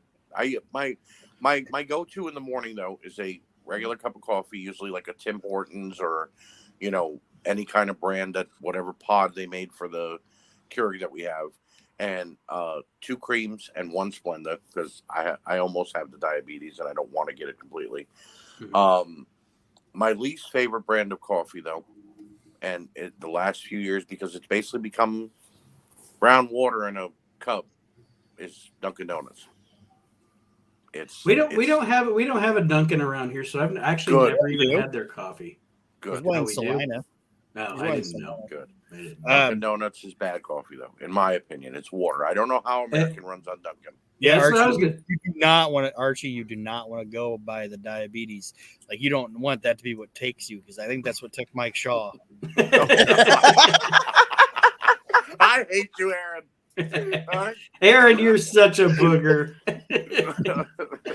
Good shit, pal. All right, Mark, you got to answer your own question. I've gotten to where I don't even drink hot coffee anymore. I drink the cold brew stuff. Okay. And I got this kind of coffee that's called mashup coffee, and it's the beans. I buy it by the bag and throw it in the blender, chop it up, and then mix my cold brew up, and it takes 24 hours to brew that. So, okay, it's MacGyver. Ice cold brew. Yep. Mm-hmm. MacGyver. 20 hours or whatever for a fucking when I want coffee, I start. No, I make a gallon of it. So I put my coffee in the smoker, and then like I make a gallon of it at a time. Man. 2 days from now, this is really gonna give me a. I'm gonna be Monday and Tuesday. I'm gonna be shitty, but I guarantee you by Wednesday I'll be awake. I'll just drink my beer and Diet Pepsi and be fucking fine. It's right there when I want it. All right. And what's your least favorite? My least favorite is apparently instant. Yeah, pretty much. I can't fuck with instant coffee. It will fuck me up. No, instant coffee is bad. I ain't gonna lie. Yeah, you know that. Does everybody here watch Yellowstone? Yes. You know when Casey had to go out and do his like Indian thing where he had to sit there for days and see his vision. That's what I picture Mark making his coffee. Like he's gonna go out with a fucking rug over him and the fire extinguishes. The fire extinguishes and he's still making his coffee. Yeah. Mark says the thing Aaron hates the most. You won't like me until I have my coffee. Aaron's gonna be like, what will that be? Thursday? Christ, it's Tuesday. It's like, you've visioned 80 coyotes. Just drink it. But listen, like it was good for a while, like energy like a motherfucker, and it hits different. Yeah, but they make cold brew ready to go, right? Yeah, well, I mean, when Starbucks is 35-minute minimum drive, no, you make that shit at the house in the supermarket where they sell the fancy creamer and the milk and the there is a giant jug and it says cold brew on it, and you just pop it in your fridge and you can pour it. Mark's like they do. I can do it at the house. Mark's like they do. Welcome to Household Tips with Archie Mitchell. Yes. Aaron's next, right? Yes. Sure, I don't know. Aaron's next question: how long does it take you to brew your coffee? All right. All of mine are wrestling questions, so I only have 2 more. How many more do you guys have? I have 2. Okay. I actually like this idea. So most favorite wrestling theme, like song, and so least and most favorite wrestling song. All right, for me, favorite. I would normally say Cult of Personality for CM Punk, but I mean that's a real song, so we'll go away from there. Well, my favorite's a real song, but I know, but actual wrestling theme, I got to give it to the D-Generation X theme song because whenever I hear that, it's just like I don't know, I get pumped up. You know what I mean? Yeah. So the original DX theme song, worst theme, so the song I hate the most theme song, probably the song that Austin Theory comes out to now. Because I'm not an Austin Theory. Yeah, I'm not an Austin Theory fan, and just hearing his song makes me cringe. So, I guess back in the day though, the song I hated the most, like I don't know, maybe the original Goldust theme. Okay, it's an interesting one. So, Mark.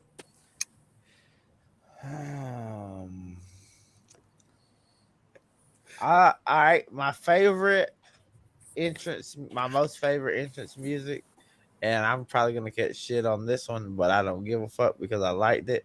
The Oddities. by ICP.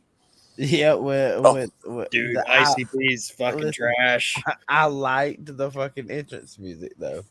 Please don't tell me you like ICP though. I just like the entrance music. I think Mark used to be a juggalo. Oh, yeah, totally not. Nah. You've heard of Mark Ruffalo. Here on our podcast, we have Mark Juggalo.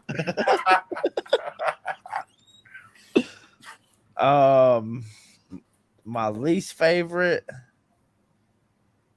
Right to Censor. Oof. That was some annoying fucking entrance music. Yeah, you just made me change my mind. You're right. So the Right to Censor did its job. It made somebody change their mind. Literally, that fucking entrance music. You said I fucking turned the volume on the television all the way down when them motherfuckers were coming out. That was a bad one. I ain't gonna lie. Right to censor. Maybe I want to change my answer to Right to Censor. I'm not changing mine. All right, Nate, you're up. All right, so my favorite. It's funny because you wouldn't think that this would stick out, but it does. I realized it because I realized that every time that it's on. Okay, so I have 2. Can I have 2? Yes. You're the host. You can do whatever you want. All right, so the first one, absolutely positively, the first number 1 for me is It's My Time Triple H theme. Okay. That theme has a great beat. Keep your finger off the trigger button, Mr. Dunn. Yes, it has a great beat. It has great lyrics. It's a cool-ass song. And then the other one I'll say, random, Gangrel. That's a good. The Brood theme is a banger. Come on now. That's a head bobber right there. Yeah. Yeah. And then my least favorite. So Mark took he changed my mind to Right to Censor.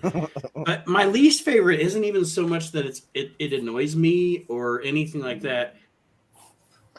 Other than Right to Censor now. Mm-hmm. And now that you think about it, you're like that was fucking horrible. But because it doesn't translate to being a wrestling theme, is that fucking Uncle Kracker song that X Factor used. Uh-huh. Yeah.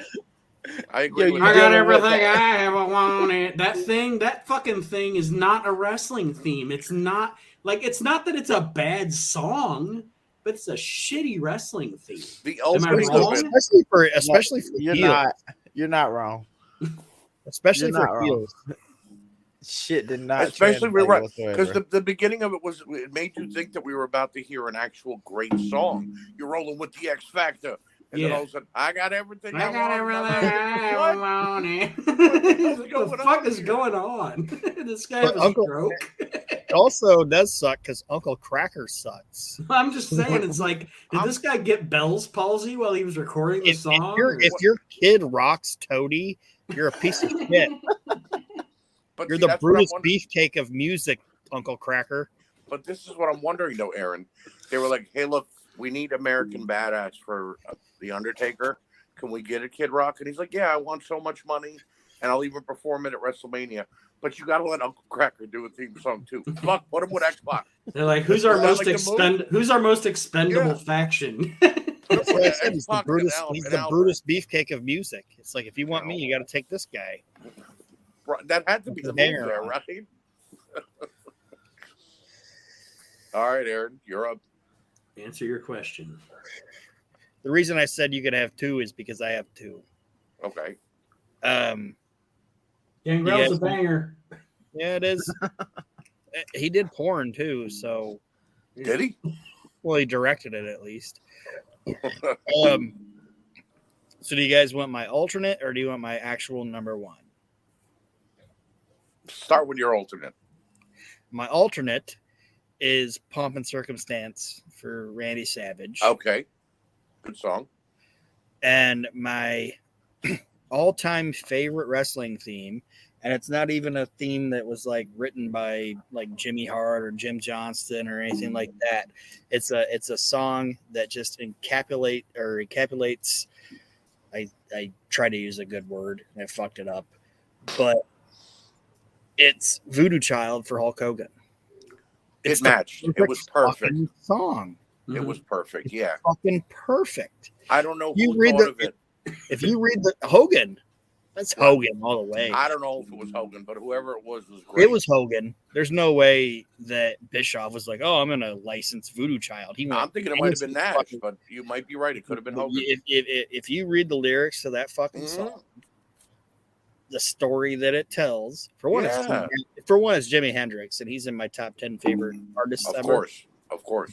But the fucking song and the lyrics and the cadence and him being able to walk out to it and everything, it's fucking perfect. But Aaron, I've never seen a theme song that just fit a fucking wrestler more than that.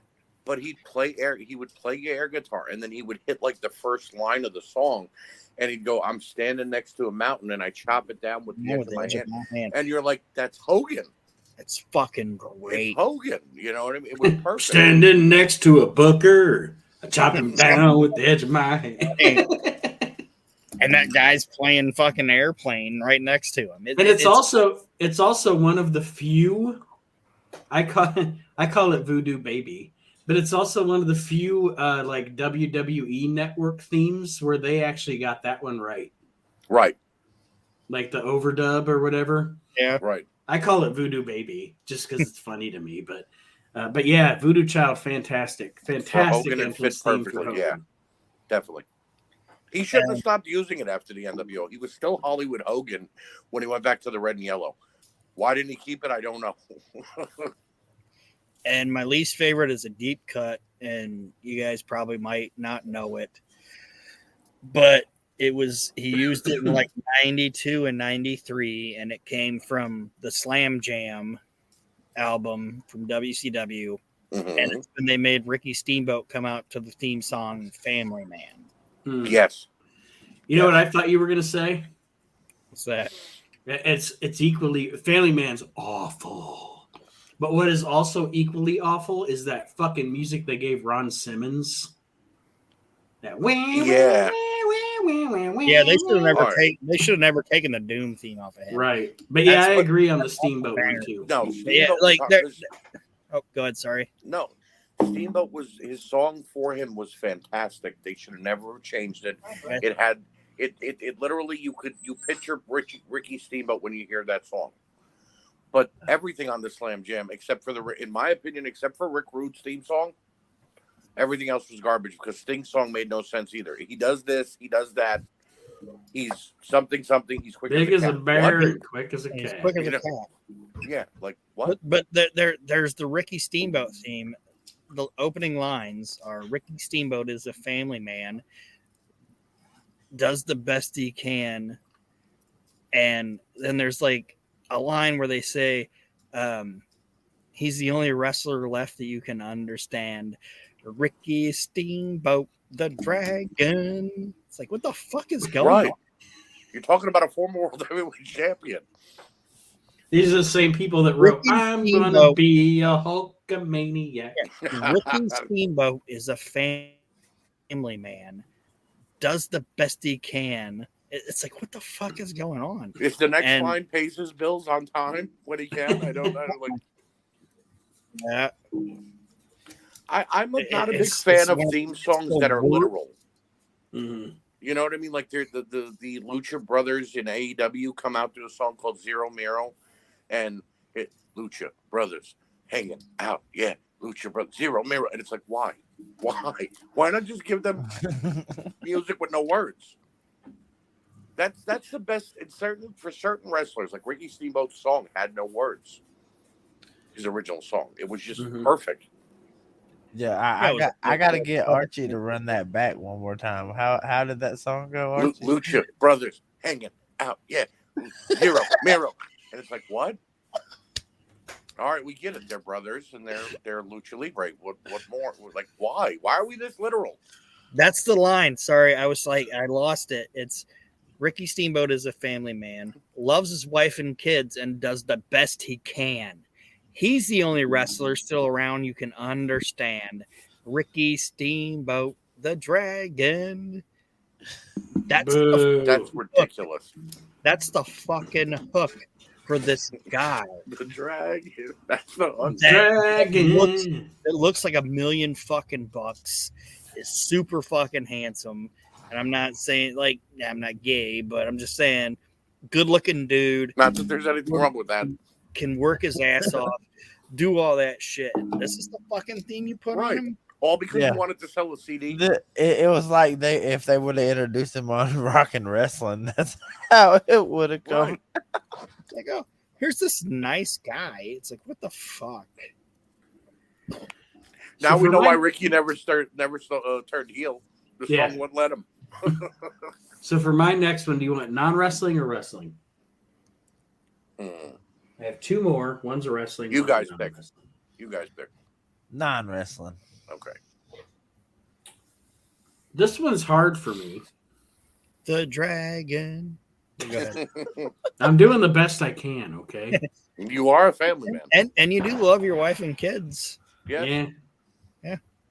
I just don't have that physique. And you're the only one I can understand. So let's go. This one's actually hard for. Well, my favorite is hard for me. My least favorite isn't.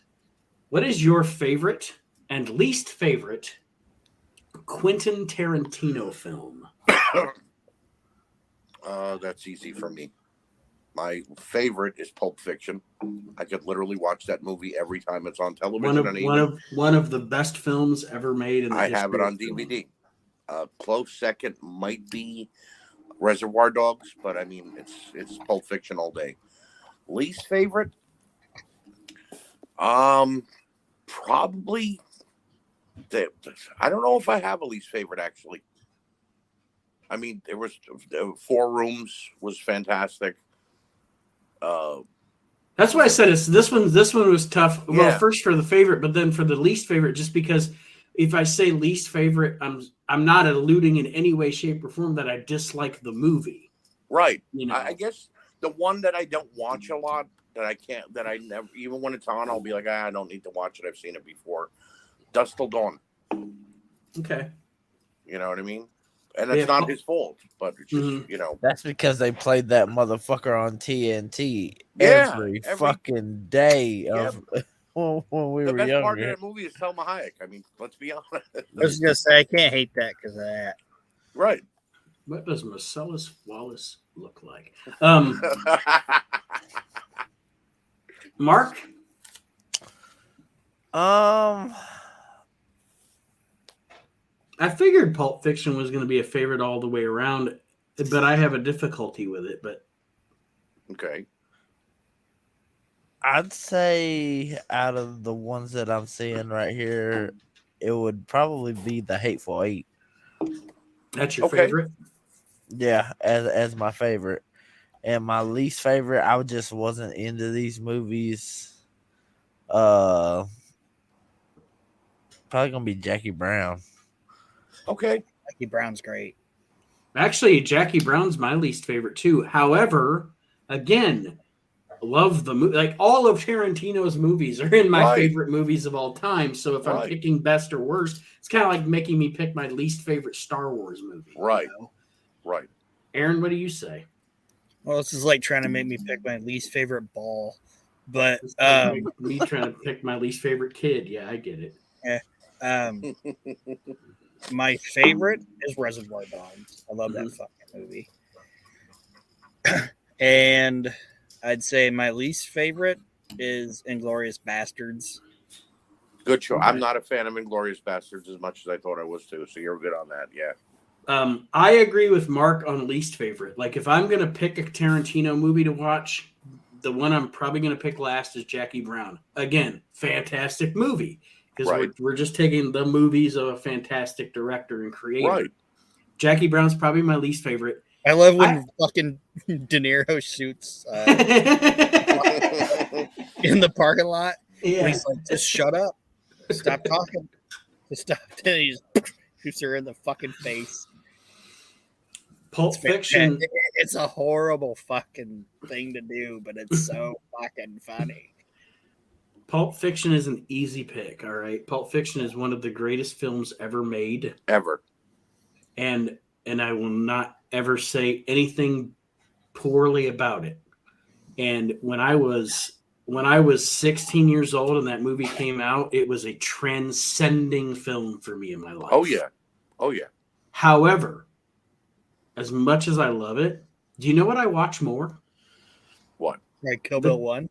Kill Bill 1 and 2. I watch them as one movie.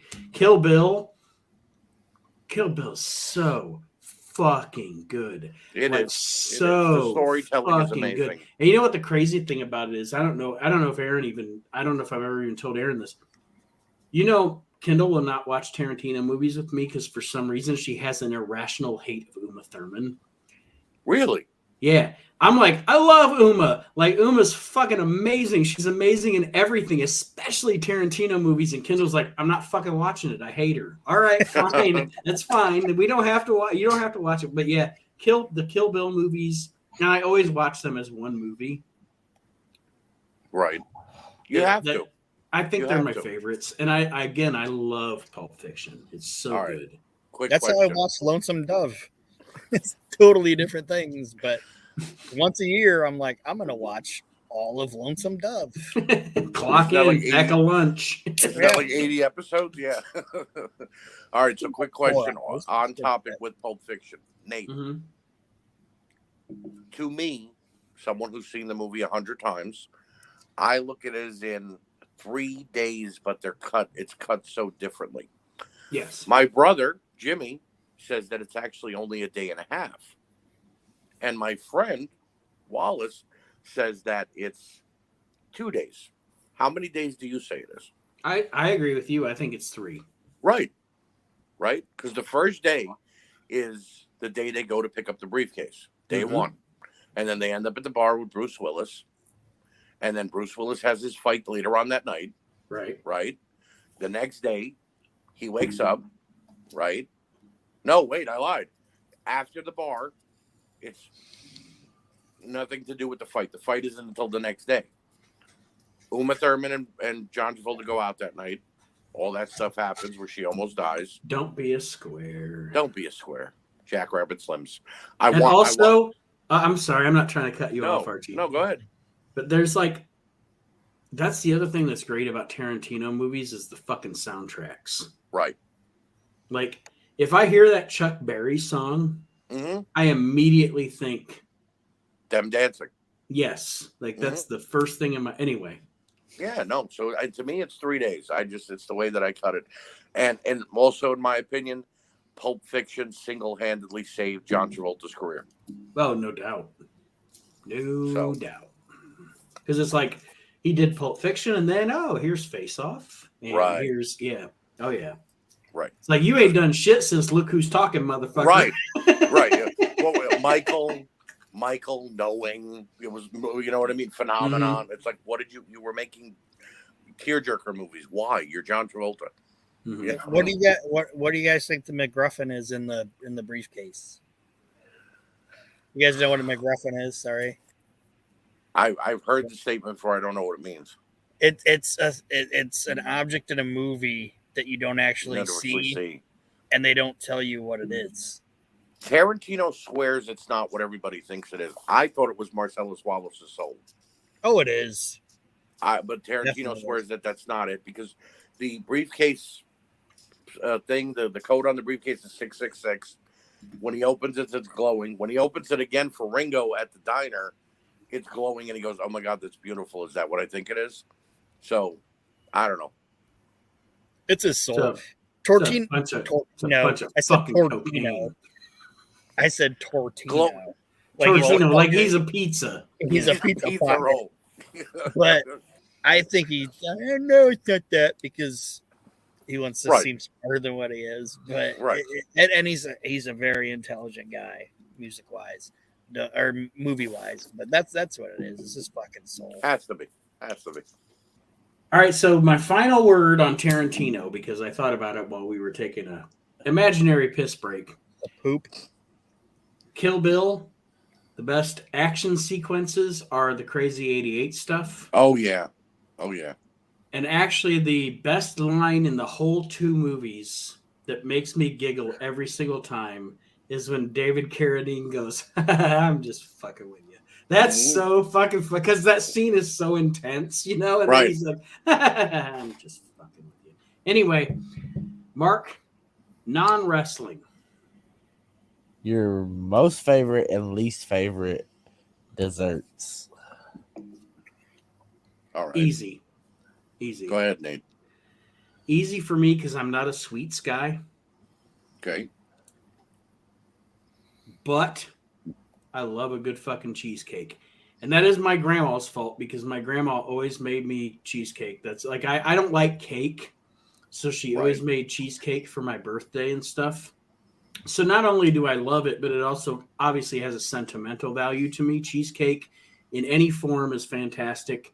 And then for me, everything else is just there. So I'm just not a sweets guy. I'm not a desserts guy, but fucking motherfucking cheesecake. And your least favorite? Everything else. Everything else. I just, seriously, I don't eat cheesecake or like, die with. Like we'll have dinner. And then a couple hours later, my wife will get like a bowl of ice cream, and I'm eating a bag of combos or something. It just doesn't interest me, sweet food. Understandable. Ironically, I have diabetes, but anyway. Mine is a very well-made brownie. Okay. Like if somebody says, "I have with brownies," the weed in it. No. I was just joking. You just said very well made brownie. His whole reaction tells you there's a bad story with that. He was like, "No, I love alcohol, and I love shit that like changes your like situation in your mind." I am not a weed guy. Weed fucks me up, and I don't like it. And I don't like it either. I'm not a weed guy either. Like, if I want to be hungry and thirsty, I'll just fucking go to work for 8 hours. I was at a party once, and everybody ate a brownie. And I ate a brownie. I was like, I don't feel shit. And I looked, and in my mind, because I was already drunk, in my mind, I was like, I don't feel nothing. But I didn't realize, it's got to digest through your system. And there was one more brownie on the fucking platter. So I'm like, I'm going to eat that. I want to have a good time. Oh, you overdid it. I ate 2 of them, and they were like, "Hey, man, how's it going?" I was like, "Great, I just ate another brownie," and they were like, "Oh no, Oh, What's no. up? What's up, Cheech and Chocolate? yeah." That when he said that, that's all I could think about was Cheech and Chong, where he's like, "Whoa." And then all kinds of other shit was going on around me. I was like, I gotta go, and I left. I was like, I'm gonna walk home. I'm gonna just go home and go to bed. And by the time I woke up, and this was just in our little small town, but by the time, because we do have an airport, it's not really an airport, it's more like a landing strip. I looked up and I was like, what is that orange thing up there? And it was a windsock. And I was standing on the landing strip of our little airport. And I'm like, oh my God. For So one, you never. an airstrip is a felony. And I'm stoned. I gotta get out, and nobody sees me. I gotta get the fuck out of here. It was the worst, one of the worst nights of my life. So, And Aaron never took drugs another day in his life. not cotton bombs. But I do love a really good non-enhanced brownie.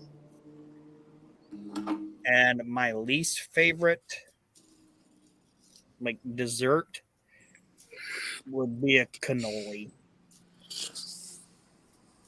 Okay, so Nate took my answer, and Aaron's gonna crap on my second answer, so I'll switch it up then. Because I do like a good cheesecake, and I do like a good cannoli. I won't crap on your cannoli. No, don't crap. Please don't crap on my cannoli. He won't crap on your cannoli if you don't crap on his windsock. Yeah. I'm a cream puff guy. I like a good cream puff, but homemade, not. Can you isolate that? I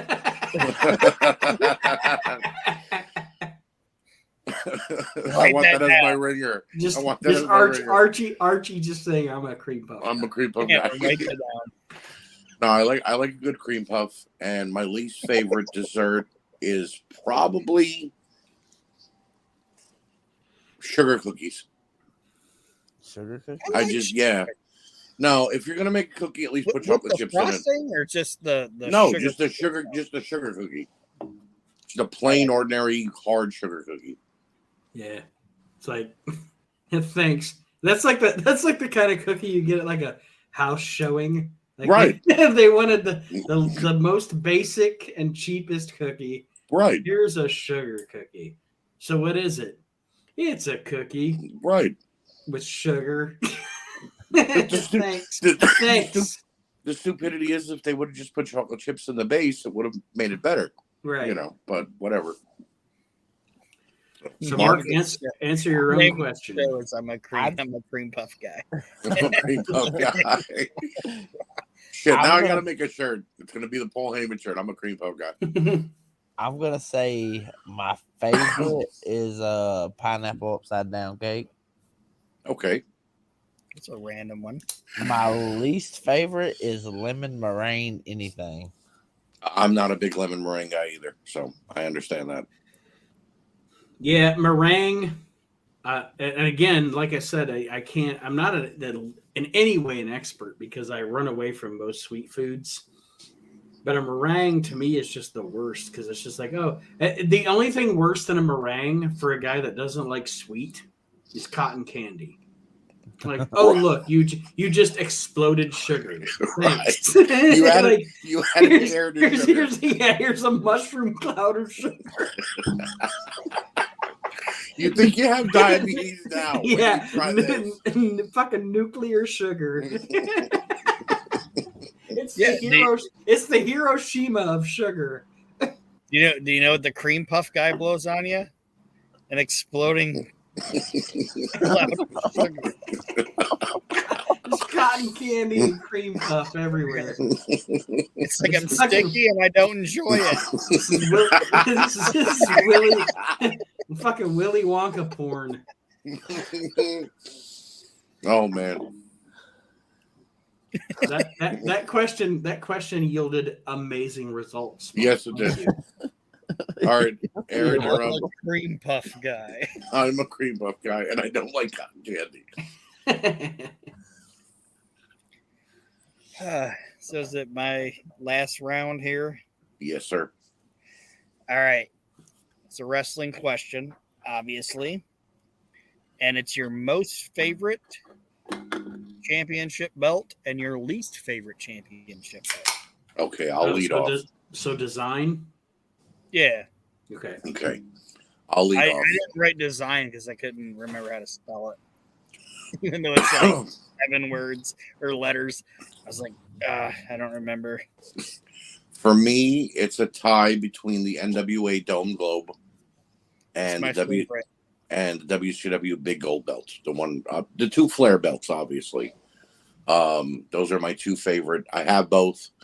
I love wearing them, looking at them. It's just amazing to see the design, the way that those 2 belts were created. My least favorite is that piece of shit that TNA made for Jeff Hardy when he became the World Heavyweight Champion. You know With what's his so face funny, on it. Archie? That's probably Aaron's favorite. You know what's funny? No. One. My favorite is the Dome Globe. Mm-hmm. And literally on my paper is You have my piece of favorite shit. belt is the Jeff Hardy Immortal title. Horrible. When Sting took that title and threw it down onto the ground and picked up the Wildcat belt that he had made, it was the best day ever. I'll take any spinner that John Cena wants to come out with.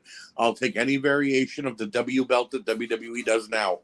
But that Jeff Hardy atrocity that looked like Medusa on a belt is horrifying. It's nightmare fuel. Yeah, it looked like the Starbucks logo. Almost. It's fucking great, and I am gonna bow down to you, brother, that you picked the same thing that I said without us even thinking it. And I'm gonna say this: Archie's now the Hack Myers of the We Can't Wrestle podcast, and every time he says something, guess what I'm gonna say? Shaw. And but I'm gonna put Mike in front of it. Mike Shaw. Oh, I hate you. No, like I mean, you son of a gun. Yeah, he's really he knew exactly what I gave Aaron too much ammo tonight. Yes, you did. It was also a baby blue title belt on a purple strap, which made no sense whatsoever. Like, what was the aesthetic there? Crack? I'm on crack. It's like a diaper.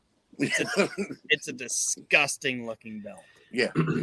So my favorite is the Winged Eagle WWF Championship. Good choice.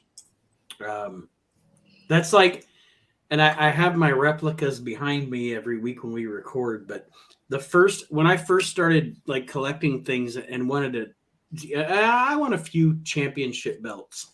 The first one I wanted was that one. That was the first one I got to. Yes, and the second one I wanted, I was willing to the Winged Eagle, but I did not want a WWE Winged Eagle. No. Winged Eagle because it has the WWE logo. Yes, right. So I had to get a customizer. Luckily, I got one from Nick Francis. Yep. But then is that Usain Butt? No, no. Oh, it wasn't Usain. No, I believe his name is Muhammad Luckman. Is the belt maker Nick uses. Yes, and that is exactly. And then Nick Lovin, what? The second one I wanted to own in my collection was the $1 Million title, which I have, and I bought that from WWE. And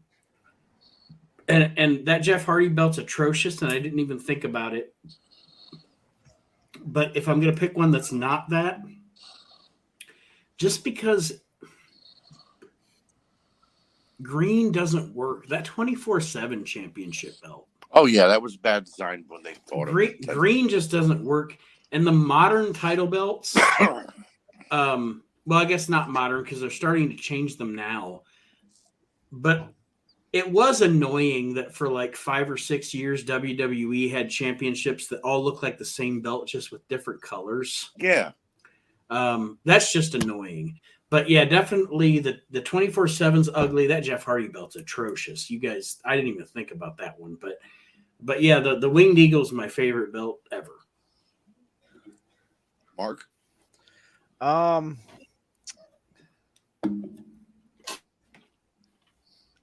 I'm also a fan of the winged eagle, but I specifically like the white strap on the winged eagle.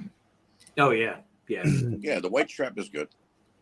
The intercontinental on a yellow strap is great too. Yes, it is. Yes. As far as I got two that I really don't care for. Okay. And that is the light heavyweight title that the WWF used to have. Yeah. That was kind of an awkward. Yeah, it was an awkward looking belt. And the purple strap cruiserweight title. I believe they should have stuck with the old design on the cruiserweight. Yeah, the purple strap. When they went and dyed it black, which they never just made a new title. They just dyed the original one black. Right. It was hideous. You could still see the purple coming through. It made no sense. And you know what? One other title I'll mention TNA had that was horrible when they revamped their titles and they made the X Division title look like the WWE Intercontinental title. Remember the Attitude Era, the yeah, that circle, but it was an X in it. It was like, what did you do? Oh, you ruined a perfectly good belt. Hidden trauma. I forgot about that one. Hidden trauma. Where did they show me on the doll where TNA touched you? Many times they've done it. Many times. All right, Aaron, you got any other ones you want to mention? I do like the original Intercontinental Championship, and a belt that I think's underrated is the original WWF European Championship. Good belt, yeah. Green strap or black that's strap? an underrated. Green, yeah. I have that in my house. I think that's an underrated belt. And then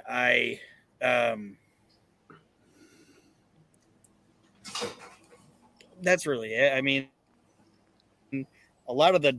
You know what else is a hideous? You know what else is a hideous fucking belt? Which one? The big clunky silver WWE CW belt. Oh yeah, that Matt Hardy and Mark Henry had. And Christian, it's like a hubcap. Yep. What an ugly fucking belt that was. Fucking hubcap, man. But you know why they did that, right? They shit on ECW? Well, no, it wasn't just a shit on ECW. Rhino had the original ECW title, the real one, and he refused to give it back to them because they owed him back payment. And he said, if you pay me what you owe me, I'll give you the belt. And they were like, no. So he walked onto TNA, put the belt in a trash can, and lit it on fire. God, they should have just made a spinner or something. Anything would have been better than, like Aaron said, that fucking hubcap. Yeah. That was awful. Is anybody here a fan of, I think it's like a North American title or whatever, that big square red strap, and then it's got America on it, like a literal cutout of the United States? That was the U.S. title that Slaughter had. Yeah, U.S. title. Sorry, I said North America. Yeah, is anybody a fan of it? Because I can't. It's weird to me. I liked it when Slaughter had it. Well, when why did all of AWA's titles have to touch your nipples? They were so big. Why the fuck does that belt have to be so fucking big? You made a cummerbund. You didn't make a belt. You made a cummerbund. Yeah, good call, cummerbund. Good call, Shaw. Oh, Aaron. All right, see, look, Archie, I didn't have to say shit. No, I know. I dug my own grave. Archie's new nickname is Quick Draw McShaw. You know, it's all right. I can handle Aaron doing it. And here he is, quick draw McShaw with his World Championship Kunda belt and cream puffs for all. Cream puffs and cannolis. I don't mind Aaron doing this, but I know Chad's going to listen to this, and I'm never going to hear the end of it from Chad. That's the bad part. You won't remember. Oh, you're a cream puff guy, huh? Right. Yeah, right. Chad will be too drunk to remember. Don't worry about it. He won't remember shit. He won't remember. All right, so to round us out, because I think everybody's out, right? other than me? Well, I got one left, but that was just in case. Well, let him do it just in case. All right, do your just in case, just incredible. All right, what's your So most- wait, I get Mike Sean. He gets just incredible. All right, I see how we are. All right, I see how I it got is. everything I ever wanted. Good callback. Good callback, Uncle Cracker. What is your most favorite and least favorite item in your wrestling collection? It doesn't have to be a figure. It can be a belt, a piece of memorabilia, anything. Man. So most favorite, least favorite thing that I own wrestling wise. Yep, that's in your wrestling collection. I have two. Well, you're supposed to have two. There's one favorite. And one No, I have least two favorite. favorites. Okay. My two favorites are one, I do have a Hulk Hogan Hasbro mail away. And then I also have, and I don't know who knows the story or who knew anything. Jim Cornette, when he worked for Jim Crockett, and WCW Crockett Promotions was purchased by Turner. There was a bunch of Mid-Atlantic, literally 8mm films. They had thrown them in metal trash cans, and they were about to be taken to the dump. Mid-Atlantic shows like, yes, because Jim Cornette back then said, "You guys are throwing these away. Can I have them?" Because he's fucking Jim Cornette, right? Right. I have a 20 because he had them converted to DVD. I have a 20 DVD collection of those Mid-Atlantic tapes. Okay. That he converted to DVD, and then he literally typed up for people that wanted to buy them the list of all the DVDs and what matches are on them, and then he signed that. That's fucking cool. Yeah, I agree. Because that's history he saved.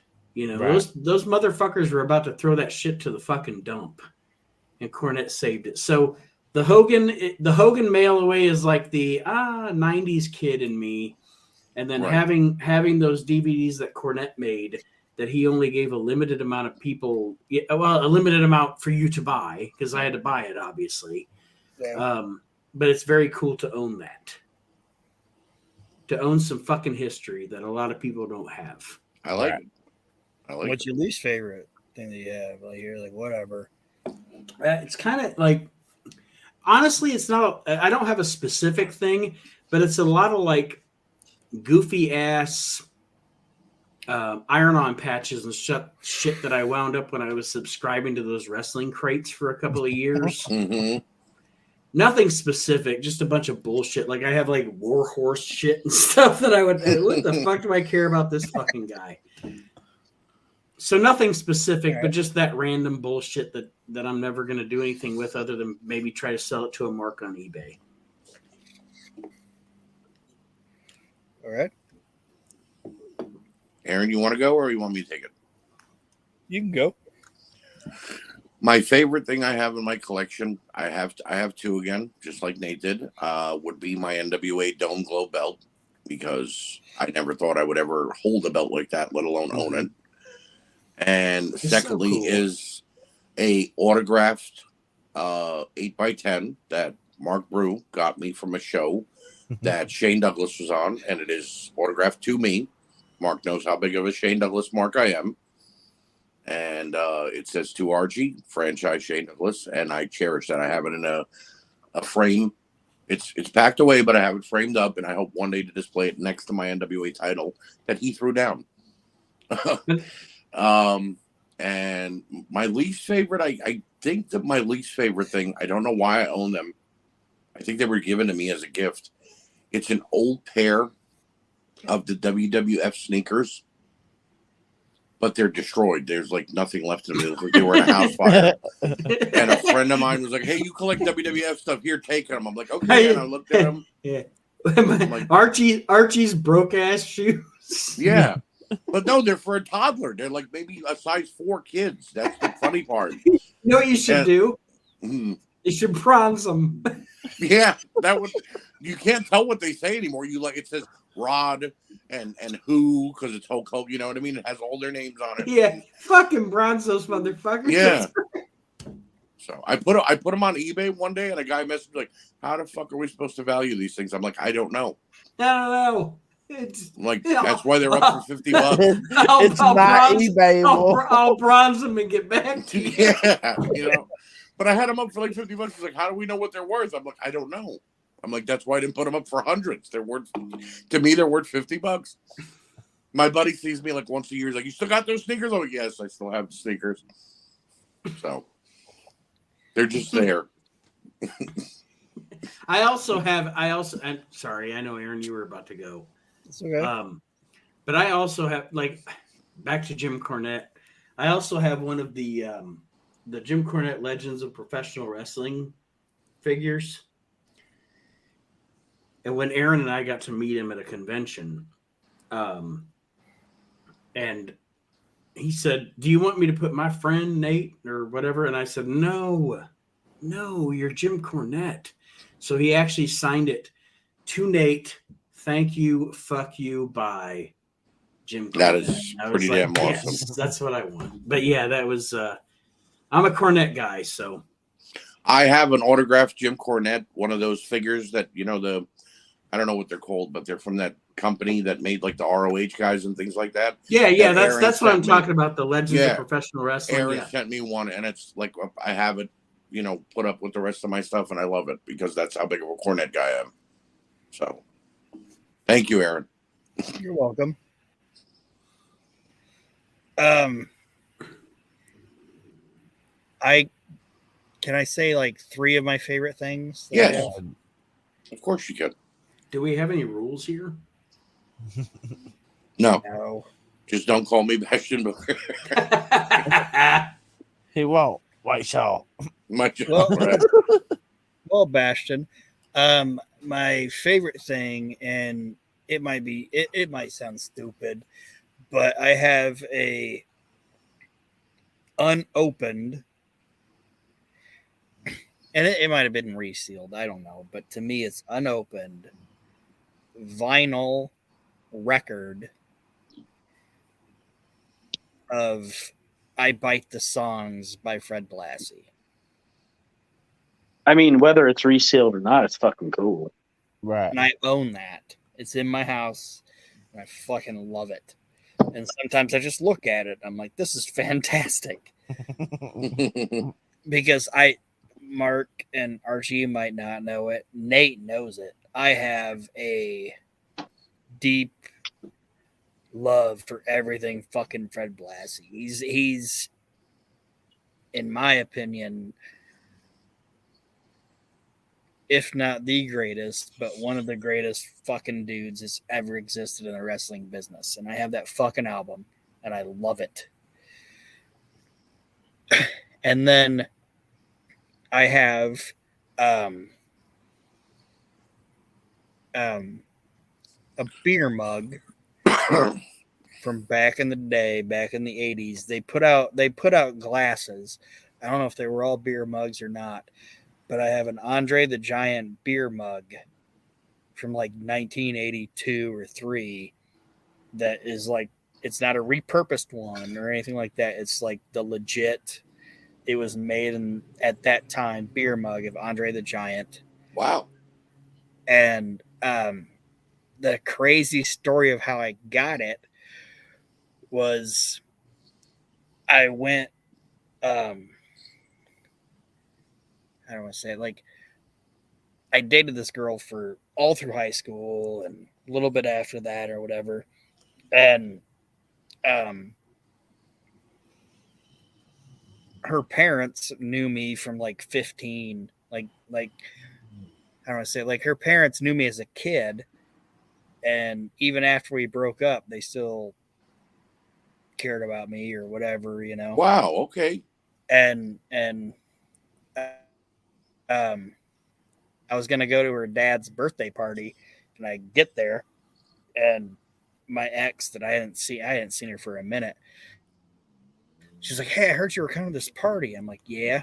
She goes, "Me and my husband now, we flip houses." I'm like, "Okay, that's cool," you know. And they went into this fucking attic, and she was like, "We found something that we heard you were going to be at this party, and we found it. So you might want it." I'm like, "What is it?" And she was like, "Oh, it's this fucking mug with Andre the Giant on it." Wow. And I was like, "Holy shit!" I was like, "Obviously, I want it." And it was just some fucking glass beer mug that somebody left in a fucking attic for like 20 years. And she was like, "We just found it. Here you go." I'm like, "This is the coolest fucking thing I've ever seen in my life." Like, she was like, "I don't know why anybody would want it." And I was like, "I don't know why anybody would leave it." Right. This is fantastic. And my third favorite thing that I have is something that I got recently, and I didn't even know I'd get it. It's the Logan Paul Ultimate Edition I said I hated earlier. No, it's not. I like programs. Nate, you like magazines, right? Yep. I like programs. And it was just some random like NWA program from Japan. I'm like, I want to buy this. It was like $9. And I posted it recently. And as I'm that was awesome. As I'm flipping through it, I'm like, holy shit. Ernie Ladd signed this. Yeah, that was a pretty big find after you bought it. Yeah, I spent $9 on it, and I'm like, this might be fake. But I did like some Google searches and shit to like find like Ernie Ladd's signature, and looking at him, and unless somebody really wanted to take the time to fucking fake it, why would they? Right. Who's faking Ernie Ladd's signature? Right. If you're faking Ernie Ladd, something's wrong, buddy. This is an Ernie Ladd signature from like 77. Yeah, I have it. It's not Ernie Ladd, like it's not Ernie Ladd caliber, but I did that too. Like one time when I bought a lot of like magazines and programs, I got this one from like the fucking 60s from some random like outlaw promotion. And as insignificant as it is, to me it was cool because it actually has, beside his name on the program, fucking Gypsy Joe signed it. You know, it's like just have something.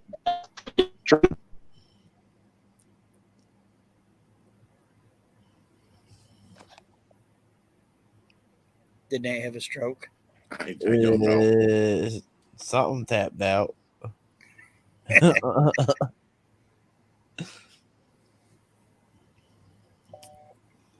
No, but I'm with you though, Aaron, on the liking the programs, because that's actually what my most favorite is that I got some programs from NWA in the when they were in Macon, Georgia from 1968. That's pretty cool. They got I got like some ones with Bobo Brazil and shit like that on it. So yeah, like the programs kind of give you the, I don't want to say it, like magazines are cool, which they are. I have tons of magazines, but like the programs is just like, this is this is what we're doing with our show. Right. It's a piece of history. Yeah. But when I was flipping through that fucking program, and it's only like 9 pages, but when I flipped through, I was like, holy shit, this fucking Ernie Ladd signed this. And the fact that the ink was on the back side of it and everything like that, I'm like, I think this is fucking legit. And he signed it in fucking Japan. I'm like, somebody sold this shit to me for like fucking $9. They never looked through it. That's why they probably inherited it or something like that. Yeah, I have no fucking idea what they had. And then my least favorite thing that I have is a fucking tugboat towel. Oh, the tugboat towel. Well, my second favorite. I put my beers on it to like, and I'm not even hating on tugboat, but I'm just like, I have this thing, and I realized one day I was like, I'm putting this thing on my fucking tray to absorb the condensation of my beer. You did not Until I love figured bread. out that I can make We Live in the Extreme.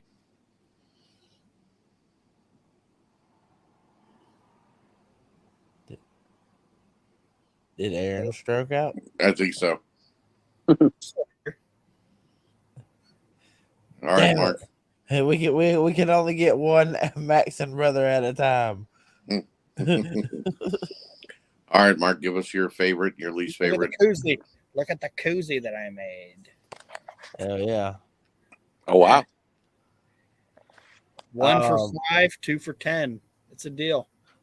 Like I said, the programs from '68 and probably the Hasbro Typhoon that I won in a event with the Pony Killer over here, and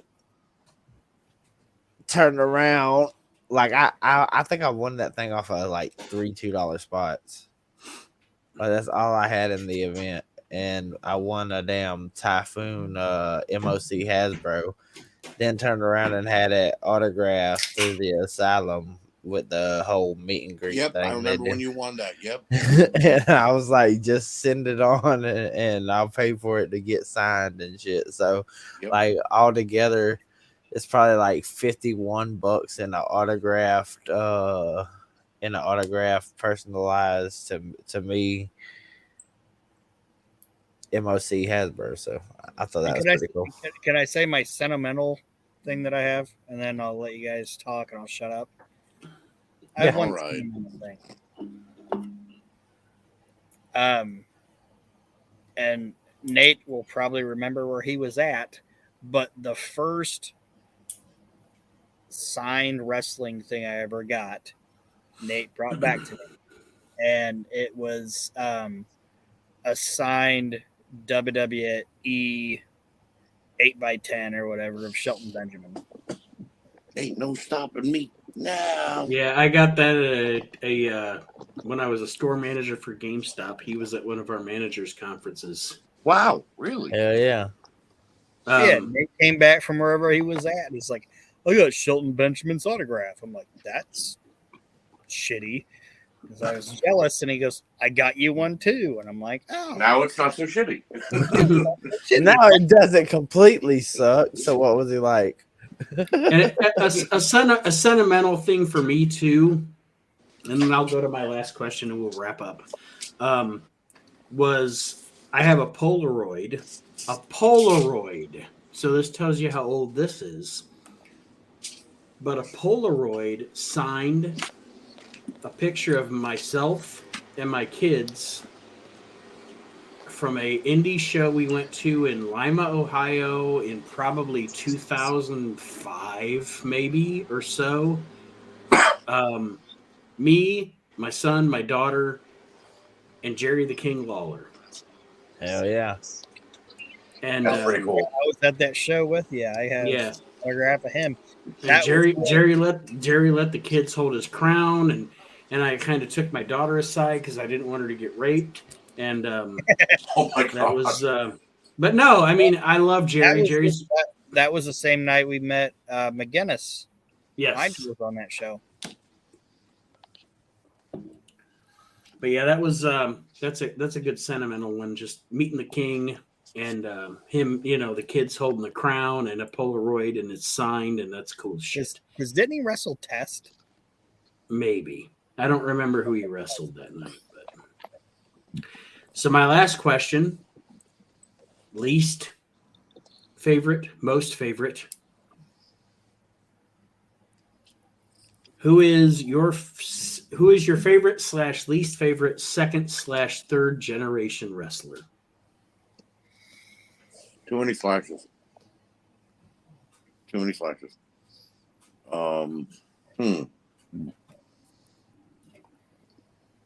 Well, favorite second or third generation wrestler for me is Cody Rhodes. Okay. I've always liked Cody. I think that his first run in WWE was a little convoluted. You know, he was still getting his water wings about it. His trying to learn his way, and they threw every bad gimmick they could at him, but he made it work. And now, since going to the Indies and what he did in the NWA and Ring of Honor was fantastic. So it's good to see him back. Side note. Yes. He made Stardust fucking entertaining. Yes, he did. He made it he was just like guy. He was just like his daddy with the polka dots. He fucking made it work. Yes, he did. Just like his brother with Goldust. Mm-hmm. Exactly. And my least favorite second generation superstar or third generation superstar, I guess it would have to be. I mean, the only one I could really think of that never really hit with me and was just like there would be the guy that Cody and Ted DiBiase Jr. were with in Legacy before Randy Orton joined. I think his name was Manu. Yeah. Manure. Yeah, he was like the worst of the Samoan tribe. If you want to see some funny shit that a guy can't control, people can't control their facial reactions. Right. Okay. Matt Hardy has a match on, I think it was Raw, with Manure, and when it's done, he's just like, "Ooh, this was fucking bad." Yeah, like who the hell taught you how to wrestle, kid, and how to cut a promo and how to style yourself for wrestling? You know what I mean? You're like from the royal family. You fucking right. Even the worst Samoan was better than him. You know what I mean? Yeah. So. Manure's bad. Mark? My favorite, just me. I liked him for a long time as far as following through his career, Randy Orton. Mm-hmm. He's one of my two. Yeah, just Randy Orton's one of the greatest professional wrestlers of all time. Like, he's one of the few that you can say second, third generation, he's better than his predecessors. Without a doubt. And that's not shitting on his dad or his granddad at all. No. His dad said it. His dad was like, that kid's better than all of us, man. Without a doubt. Like, Bob, he's got it. That's my Bob Orton Jr. impersonation. Like, he's much better than us. Easier on the eyes too. Yeah, like that type of shit. But yeah. But go ahead. My least favorite. I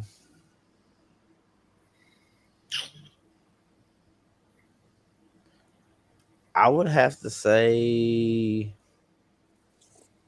probably Lance and Hawaii. I thought you were gonna say Eric Watts, but nah. No, I can handle Eric Watts. I'm gonna say that. Lance and Hawaii is in MLW right now, right? Yeah, LA Smooth. LA Smooth. Yeah, he's one of the guys that fell very far from the tree. Yeah. So, well, my least favorite is Eric Watts. For obvious reasons. There's a lot of wrestlers that I try to look at and be like, oh, I think this guy got a bum rap because his dad was a star and they try to push him or whatever. But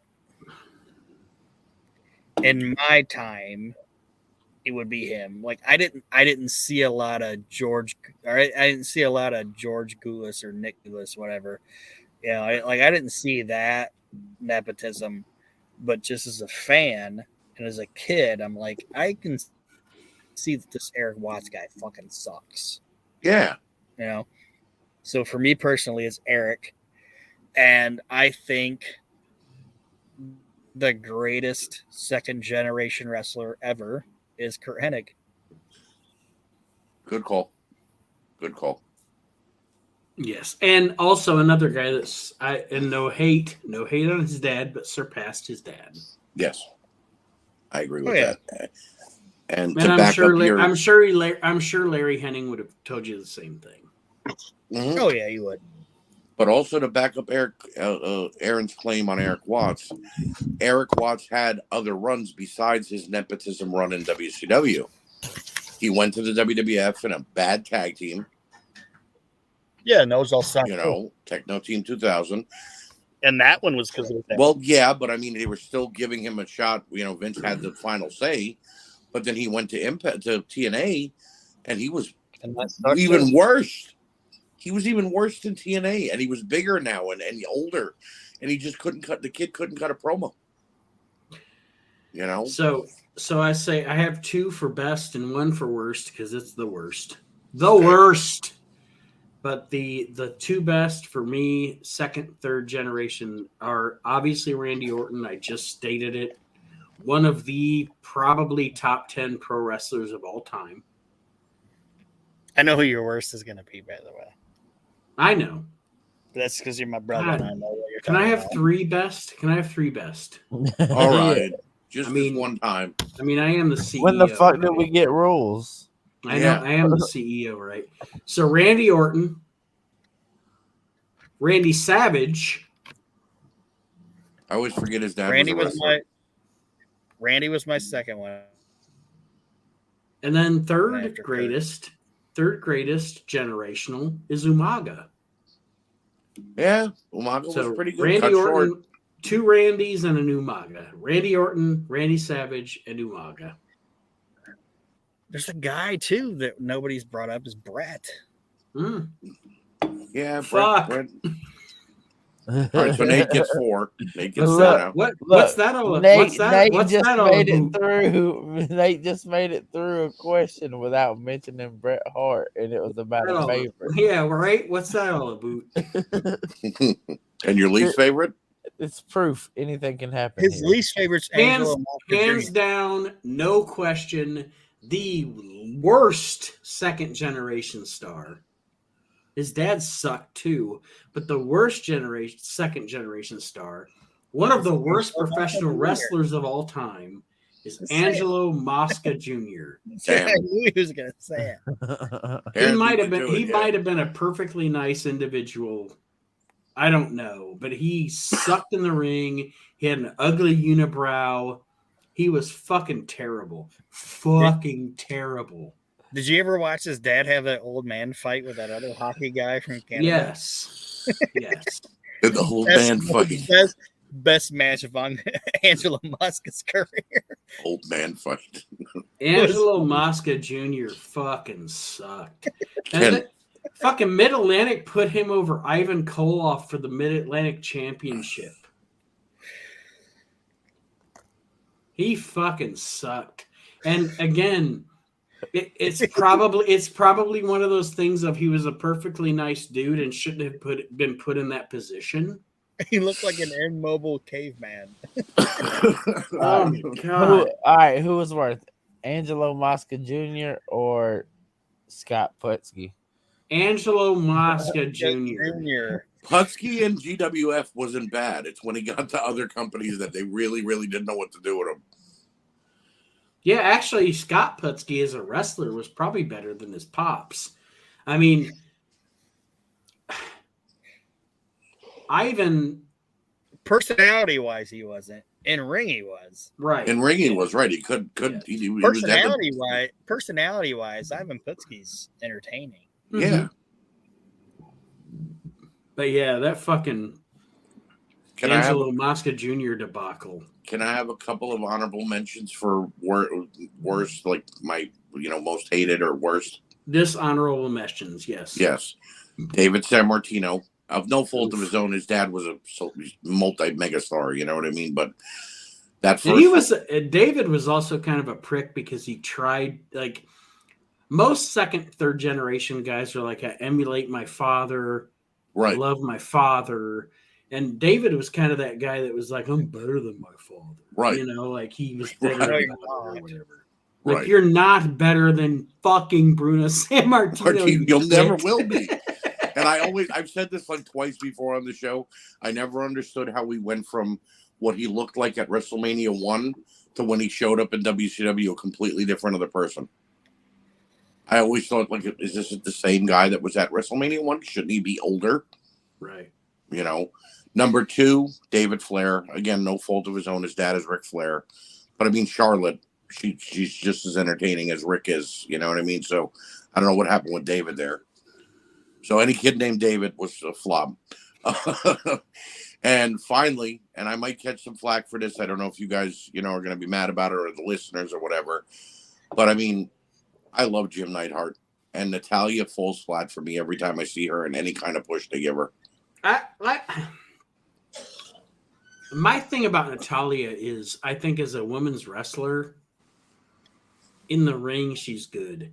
She has never been able to capture her dad's personality. Right, exactly. Like if they would have put her in a tag team or bell to bell, better. Bell to bell, she's really good. No, she's a great wrestler, really but I'm thinking of more like second generation great guys. Like in my mind, like I'm thinking of like Dustin. Well, Dustin still goes good, yeah. Like it's stupid how great his career was. If you count it from a lucha standpoint, Rey Mysterio. Oh, he surpassed his uncle by leaps and bounds. Yeah. Yeah. There's just so many like guys that I'm thinking of are like fucking great, but like Dustin, like his career's stupid, not stupid. Like when I say stupid, I mean like it shouldn't be this way. It's like he got better. Right, like, aged better. Get older and they start slacking off a little bit. Not because they want to, just he's older. But the older that guy got, it's like he just keeps getting better. He said this in an interview, Aaron, that he caught sight of himself as Black Rain in Impact in TNA, and he saw how fat and out of shape and how out of breath he was, and he made it his point to get into better shape and have a better match. Then never to fall back on that. So when he went back and became Goldust, and then now he's in AEW, I never seen him in this great a shape, to be honest with you. He's jacked. I wasn't even thinking of I was thinking like born to that guy or from that guy. You brought up Ray. You talked about uncle. Like I didn't even think of that. But it's like, what about Sabu? Yeah. Yeah. It's just Sabu. like we could do a whole podcast on this topic about second and third generation. Yeah, without a doubt. Obviously, it's a open-ended question. Yeah. Sorry. Without a doubt. Except we all agree. Sorry for my cotton candy bomb at the end of the podcast here. Well, maybe our fans will tell us who they like as their second and third generation superstar, or hate. Maybe there's other. Maybe we're leaving some third generation or second generation superstars out that people hate. Maybe people don't like Dominic. I know I don't. Maybe people love Hook. You know what I mean? Mm-hmm. You never know. I'll say this: the amount of heat that Dominic is getting. Yeah, but it's not real. It's not the kind of heat you want in wrestling. We always talk about this, and I know I use it a lot, but it's X-Pac heat. It's go away heat. It's not, hey, we love you. We love your character so much, and we hate you that we have to boo you. It's don't be on my television. Is Jungle Boy's first name Jack? Yes, Jack Perry. They should have Hook one day when he's getting like beat up. They should just have like Hook be like, "Run home, Jack. Run home." See if anybody gets it from that Hook movie. That works. Williams? That works. Yeah, that works. It might be a deep cut. I don't know. Well, let's sign off. Yes. Okay.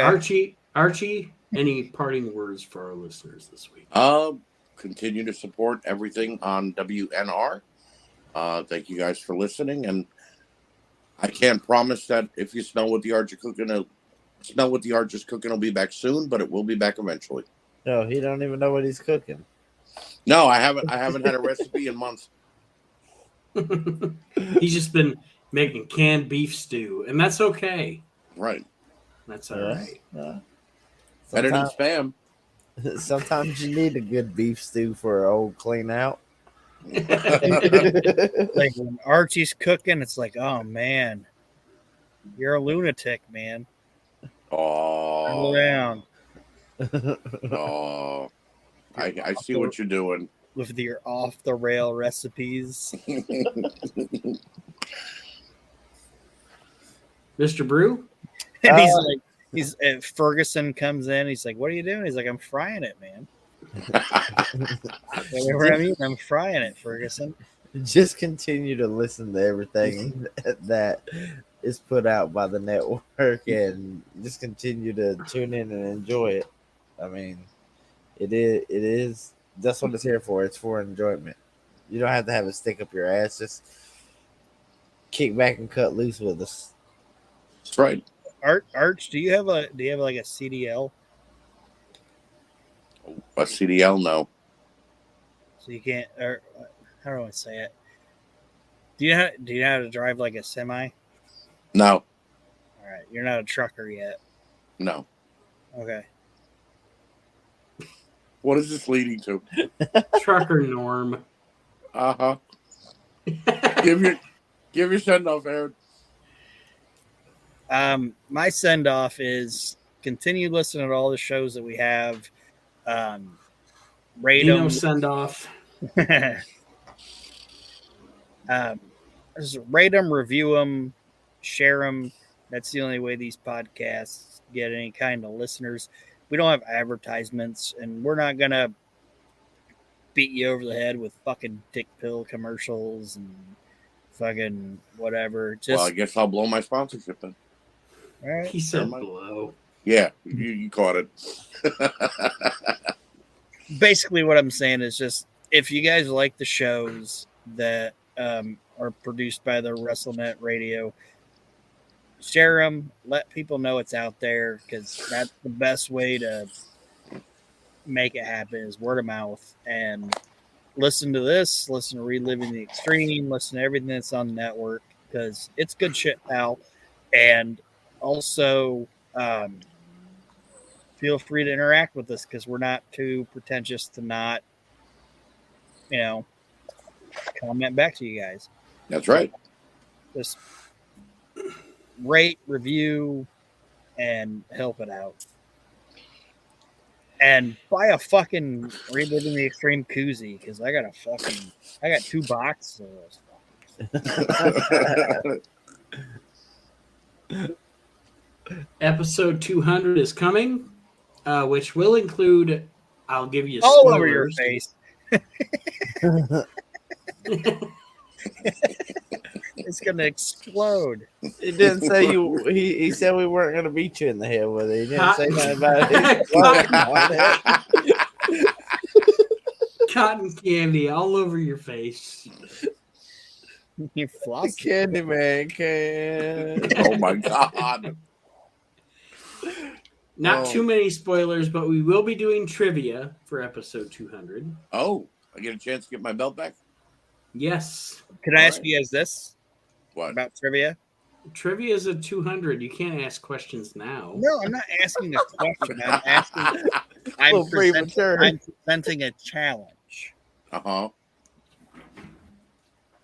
One of my other favorite wrestling things that I have is my Gordon Soley trivia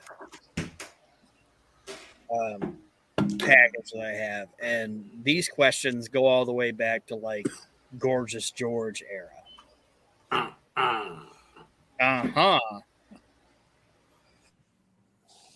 Do you guys want to incorporate that box into that situation? You can if you want to. I ain't gonna answer any of those questions. I don't know shit about that stuff. It will be fun to listen to Kendall read the questions, though. Oh yeah, What I'm saying, like, she'll be like, which Negro wrestler? Oh my God. Oh God. Taylor Art Thomas. Taylor Art Thomas or Bobo Brazil. Or Special Delivery Jones. He's an 80s Negro. He ain't going to be in there. Oh God. Oh God. Like We're Mr. in trouble T. now. He's like Mr. T. We're in trouble now. We weren't before. Right? You're right about that. I didn't think he's an 80s Negro and get such a pop. Fuck. Oh my God. Mark for deletion.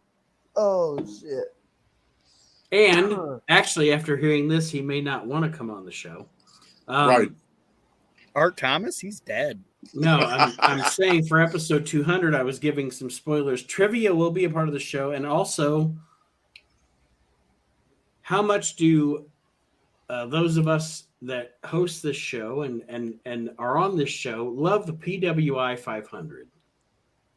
Very much so. Oh, Bob Smith.